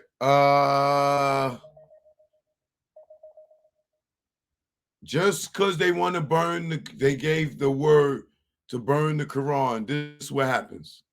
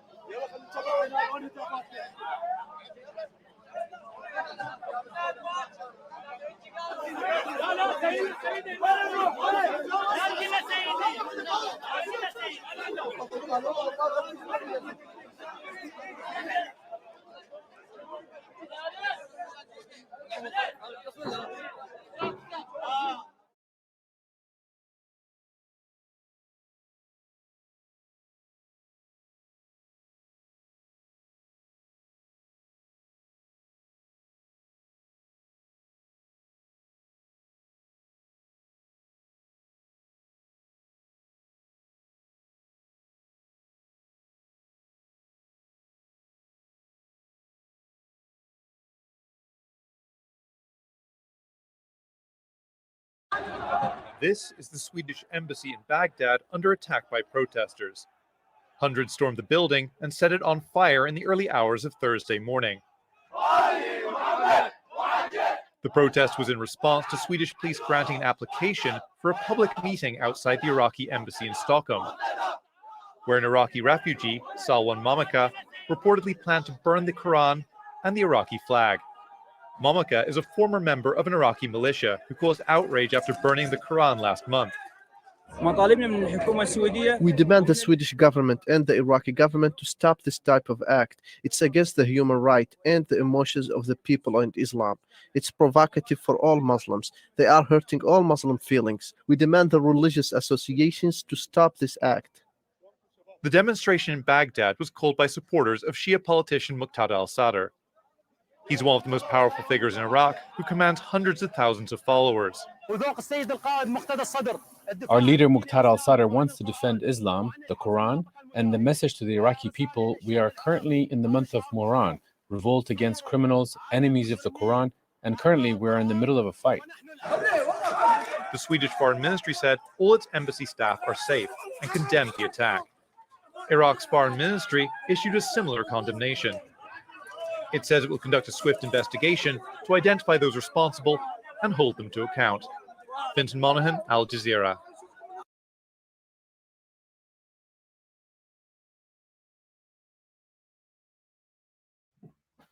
What's going on out here in this world, bro?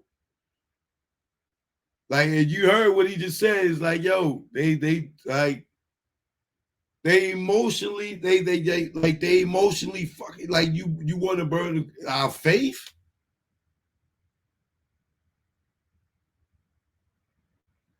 Yo, what is going on yo, I'm telling y'all, it's something bad going on in this world, y'all.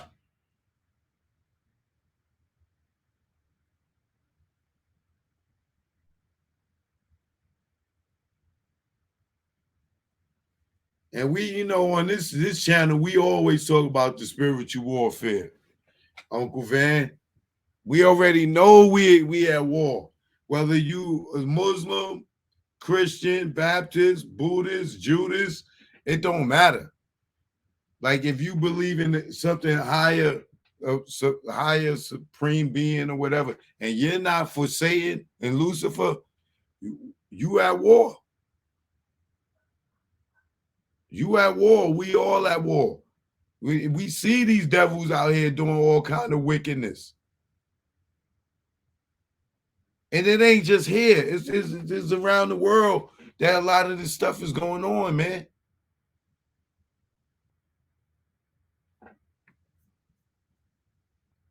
We got to get our heads together. We out here fighting amongst each other. still killing each other. We need to get our heads together. People going to need each other. If people out here running and stealing in stores like that, you think your neighbor ain't going to need to borrow no sugar, no bread, no juice? Like, or you want to be able to borrow and share and help each other, or rob and steal and kill each other for food? Like, we got to come together. We definitely got to come together. Now more than ever. When you see people running up in stores like that, yo, it's sad, bro. We used to watch that in other countries. It's happening here, right in our own backyard. It's sad, yo. Like people running up in stores with big bags and just like they ain't even afraid to go to jail for it. That's how fucking bad they doing.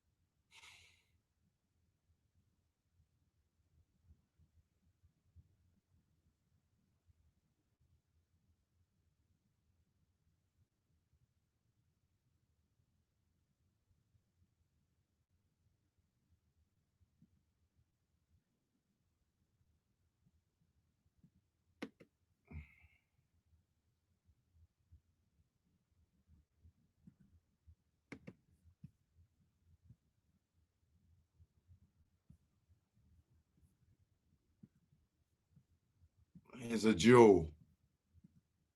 Here's a jewel. Of their arrival, signs of their effects upon the earth. The book of Revelations opens you up into the future. No other book comes under more scrutiny than the book of Revelation. No other book in the Bible is contested quite like the book of Revelation. And there are churches that actively avoid the book of Revelation, churches that actively attempt to discredit the book of Revelation. That alone should tell you something about the book of Revelation. I believe the reason the book of Revelation is contested is because of two reasons. Reason number one being the book of Revelation reveals Jesus Christ in a way no other book in the Bible reveals Jesus Christ. It reveals him as he is today, not as a baby in a manger, but it reveals him as the living one. It reveals him as the Almighty. It reveals him as the one with the keys of death and Hades. The book of Revelation exalts the Son of the living God like no other book in the Bible. If you want to know the Lord Jesus Christ to a greater degree, go to the book of Revelation. The second reason is because it reveals the future and things to come. I believe wholeheartedly that the book of Revelation is unfolding before our eyes. We are living in just a preamble to the real event. What we are observing now is an introduction to what is yet to come. The vision of the four horsemen of the apocalypse is one of the most intriguing and prophetic visions from the Bible. John was given a vision of four horsemen that represented different aspects of the end times. These horsemen are often referred to as the four horsemen of the apocalypse. Revelation chapter 6, verse 1. Now I saw when the Lamb opened one of the seals, and I heard one of the four living creatures saying with a voice like thunder, "Come and see." The opening of the seals represented different forms of judgment, and the first four involved horsemen who inflicted different disasters upon the earth. The first horseman, Revelation chapter 6, verse 2. And I looked, and behold, a white horse. He who sat on it had a bow, and a crown was given to him, and he went out conquering and to conquer. The fourth horseman was the rider on the white horse, and he is commonly known as the Antichrist or the false Messiah. He comes to deceive people and lead them away from the one true God. This horseman represents the spirit of deception that will be rampant in the end times, as people will be led astray by him and the false prophet. In general, leading up to the Great Tribulation and even during it, there will be a tremendous amount of deception. Mark chapter 13, verses 5 through 6. And Jesus, answering them, began to say, "Take heed that no one deceives you, for many will come in my name, saying, 'I am he,' and will deceive many." The Antichrist will come in a guise of righteousness and will deceive many with his lies. He will lead people away from the true God and towards himself.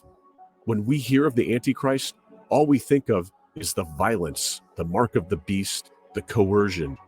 But what we need to know is that in the beginning of his rise, he will unite people of the earth before turning on them. Some have suggested that this rider is the, quote, conquering Christ, because he rides a white horse and wears a crown. They suggest that he is the conquering Christ who is going around today defeating the forces of evil in the world. In order to support this claim, they point to Revelation chapter 19, verses 11 through 13 as proof. However, if we look at the surrounding context of the rider in white in Revelation chapter 6 and the rider in white in Revelation chapter 19, we can see clear differences. The Bible is clear. When Christ returns to the earth for his second coming, he does so at the end of the tribulation, not at the beginning. And when he does return, he presents 1,000 years of peace and security, known as the millennial reign. However, in stark contrast, the circumstances that follow the rider on this white horse in Revelation chapter 6, verse 2 is calamitous and cataclysmic. The first rider in white in Revelation chapter 6 is indeed the Antichrist, and it comes at no surprise to us. The Antichrist resembles Jesus. After all, Satan produces counterfeits. The second horseman, Revelation chapter 6, verse 3 through 4. When he opened the second seal, I heard the second living creature saying, "Come and see." Another horse, fiery red, went out, and it was granted to the one who sat on it to take peace from the earth, and that people should kill one another. And there was given to him a great sword. The second horseman is the rider on the red horse, who brings war and bloodshed upon the earth. We can already see the effects of this spirit in our world today, as wars and conflicts continue to rage on in various parts of the world. Nations have risen against other nations, families against other families, and individuals against individuals. War has been a part of the history of mankind since the very first murder between the two brothers in Genesis, and it will play a major role in the end times. Luke chapter 21, verses 9 through 10. But when you hear of wars and commotions, do not be terrified, for these things must come to pass first, but the end will not come immediately. Then he said to them, nation will rise against nation, and kingdom against kingdom. The third horseman, Revelation chapter 6, verses 5 through 6. When he opened the third seal, I heard the third living creature say, "Come and see." So I looked, and behold, a black horse, and he who sat on it had a pair of scales in his hand.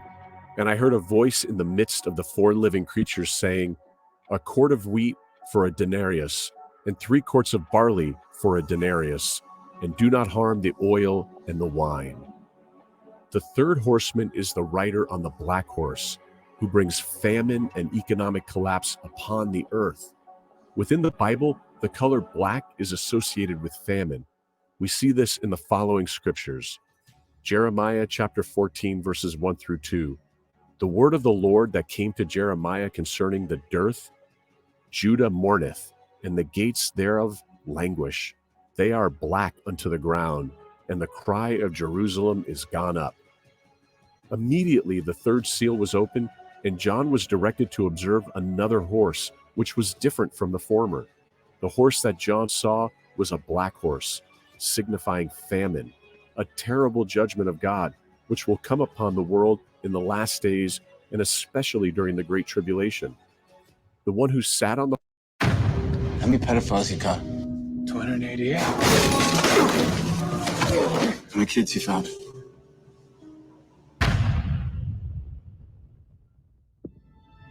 It is the fastest growing international crime network that the world has ever seen. It has already passed the illegal arms trade, and soon it's going to pass the drug trade. Because you can sell them. The horse had a pair of balances in his hand. The black horse represents famine, and its rider had a pair of balances, suggesting that a time is coming when the people of the earth must eat their bread by measures, not out of being conservative, but for the sake of abject shortage of food. In other words, a man will have to work all day in order just to secure food for himself for just that one day. A great number of Bible scholars believe that Revelation chapter 6, verses 5 through 6 is referring to inflation. Inflation is the decline of purchasing power of a given currency over time. A quantitative estimate of the rate at which the decline in purchasing power occurs can be reflected in the increase of an average price level of a basket of selected goods and services in an economy over some period of time. The phrase, "a measure of wheat for a penny and 3 measures of barley for a penny," reflect the inflationary rise indicated in this Bible verse. The prices detailed in this verse are about 12 times higher than normal. This means that it would cost a day's wage to buy the ingredients for a loaf of bread. This describes a time of famine when life will be reduced to the barest necessities. The phrase, quote, "see thou hurt not the oil and the wine," refers to the fact that less crucial supplies are available to those.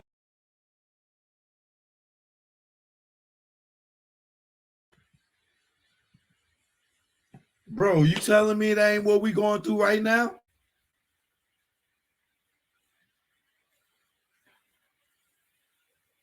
Men working all day for nothing, for scraps, inflation. You telling me this all ain't revelations right here in our face?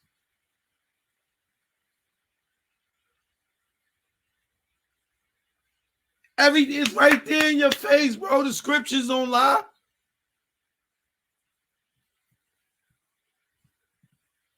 It's right there. All you gotta do is listen.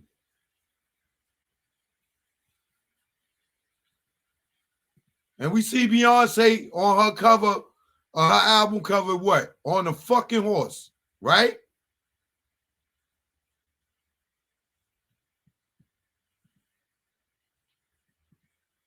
What's the chances of that? Is that a coincidence? And the cry of Jerusalem is gone up. Immediately the third seal was opened, and John was directed to observe another horse, which was different from the former.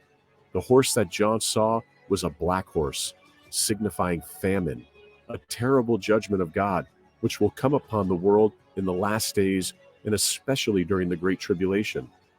The one who sat on the horse had a pair of balances in his hand.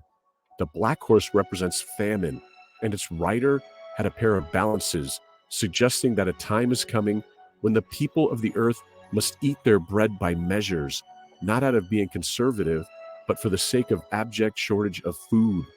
In other words, a man will have to work all day in order just to secure food for himself for just that one day. A great number of Bible scholars believe that Revelation chapter 6, verses 5 through 6 is referring to inflation. Inflation is the decline of purchasing power of a given currency over time.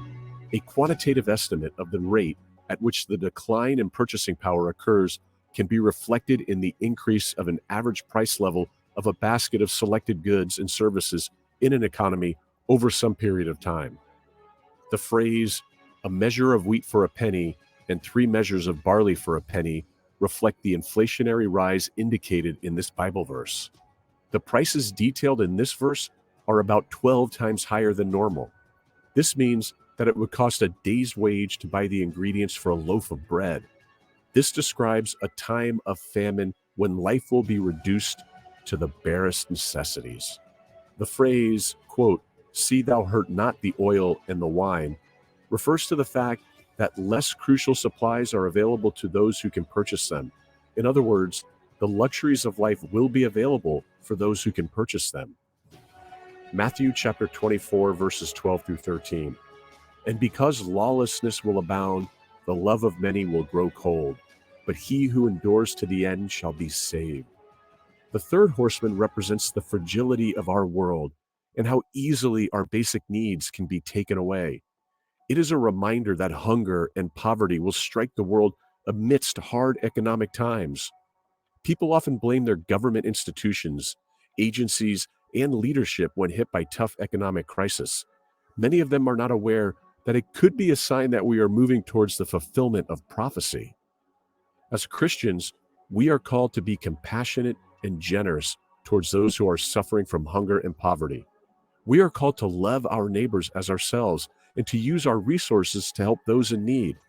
But this will be the opposite of what happens when the third seal is open. The third horseman will bring about hard times that no one will have anything to share out with another. The fourth horseman, Revelation chapter 6, verse 7 through 8. When he opened the fourth seal, I heard the voice of the fourth living creature saying, "Come and see." So I looked, and behold, a pale horse, and the name of him who sat on it was Death, and Hades followed him. And power was given to them over a fourth of the earth, to kill with sword, with hunger, with death, and by the beasts of the earth. The fourth and final horseman is the rider on the pale horse, who brings death and destruction upon the earth. Notice how John saw two personages on this horse. One was death, and the other was Hades. And we see earlier in the book of Revelation who holds the key to both these things. It is no one other than the Lord Jesus Christ. Revelation chapter 1, verse 18. I am he that liveth and was dead, and behold, I am alive forevermore.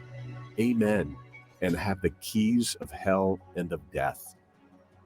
As we reflect on these four horsemen, we can see that they represent some of the most pressing issues that we face in our world today. Could it be that these horsemen are approaching? We must be prepared for the return of our Lord by living in a manner that honors God as we prepare for the coming of our Lord.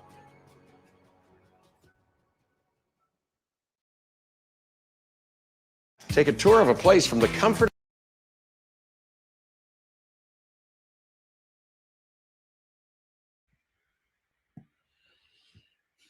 What that sound like to you? How much of that sound like where we at right now in life?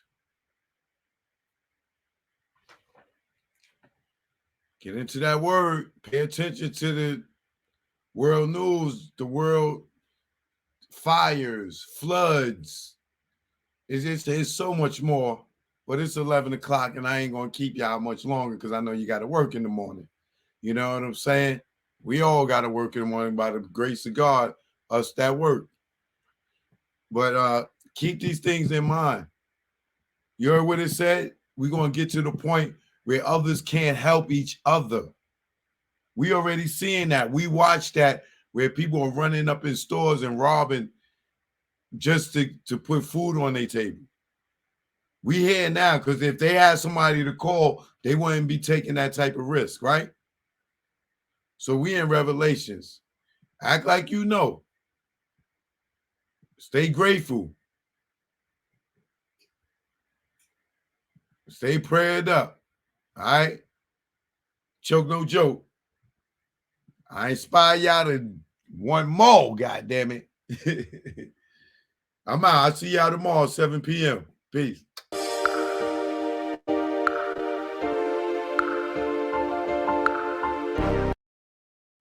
Hit that subscribe button if you're new here, all right? And God bless everybody that's still watching.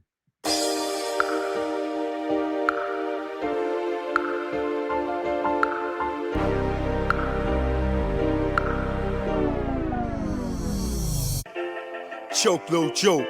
You know what it is.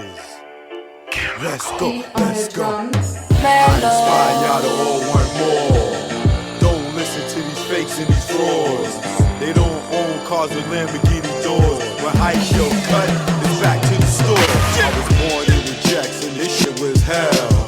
The place where I saw soldiers fall.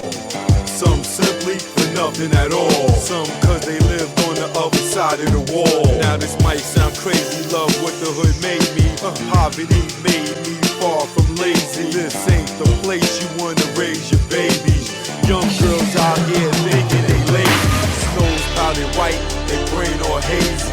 Ask them what they wanna be, they look at you crazy. These young cats out here looking all angry. I was just like them, sometimes the music made me act other than myself, no influence lately. Cause behind the scenes, they not living greatly. And I found out that most of these cats never sold jacks or the penitentiary. Let's go. I inspire y'all to all want more. Don't listen to the face in the floors. They don't own cars and Lamborghini doors. The hype yo cut is back to the store. I inspire y'all to all want more. Don't listen to the face in the floors. They don't own cars and Lamborghini doors. The hype yo cut is back to the store. They not selling drugs, they really not thugs. If they was, where are the slugs? Do you see them when you cop your drugs? Pulling up with S to B in the front? Nah, it's not what they got, it's what they want. In the jungle, we all on the hunt. It's chemical. It's chemical beats. You know what it is. Den Hirschen haben von was, oder? Hold on. No autographs right now. I got something to handle right here. No disrespect. Beat on the drums. Choke, no joke on the mic. Life with success. Is this what it is?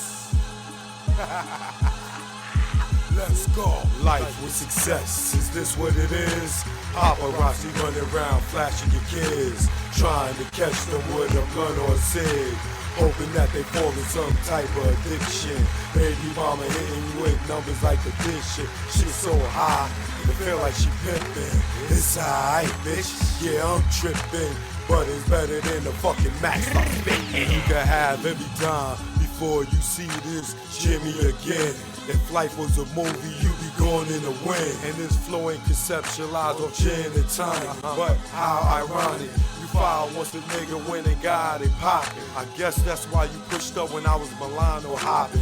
Out at high school, fresh with jewels, looking successful as I do. I made you a star in the hood, kept you in leathers and bamboos. Fresh footwear, girl, I kept you good. Every color to match, your butter sauce, moved you to edge cold.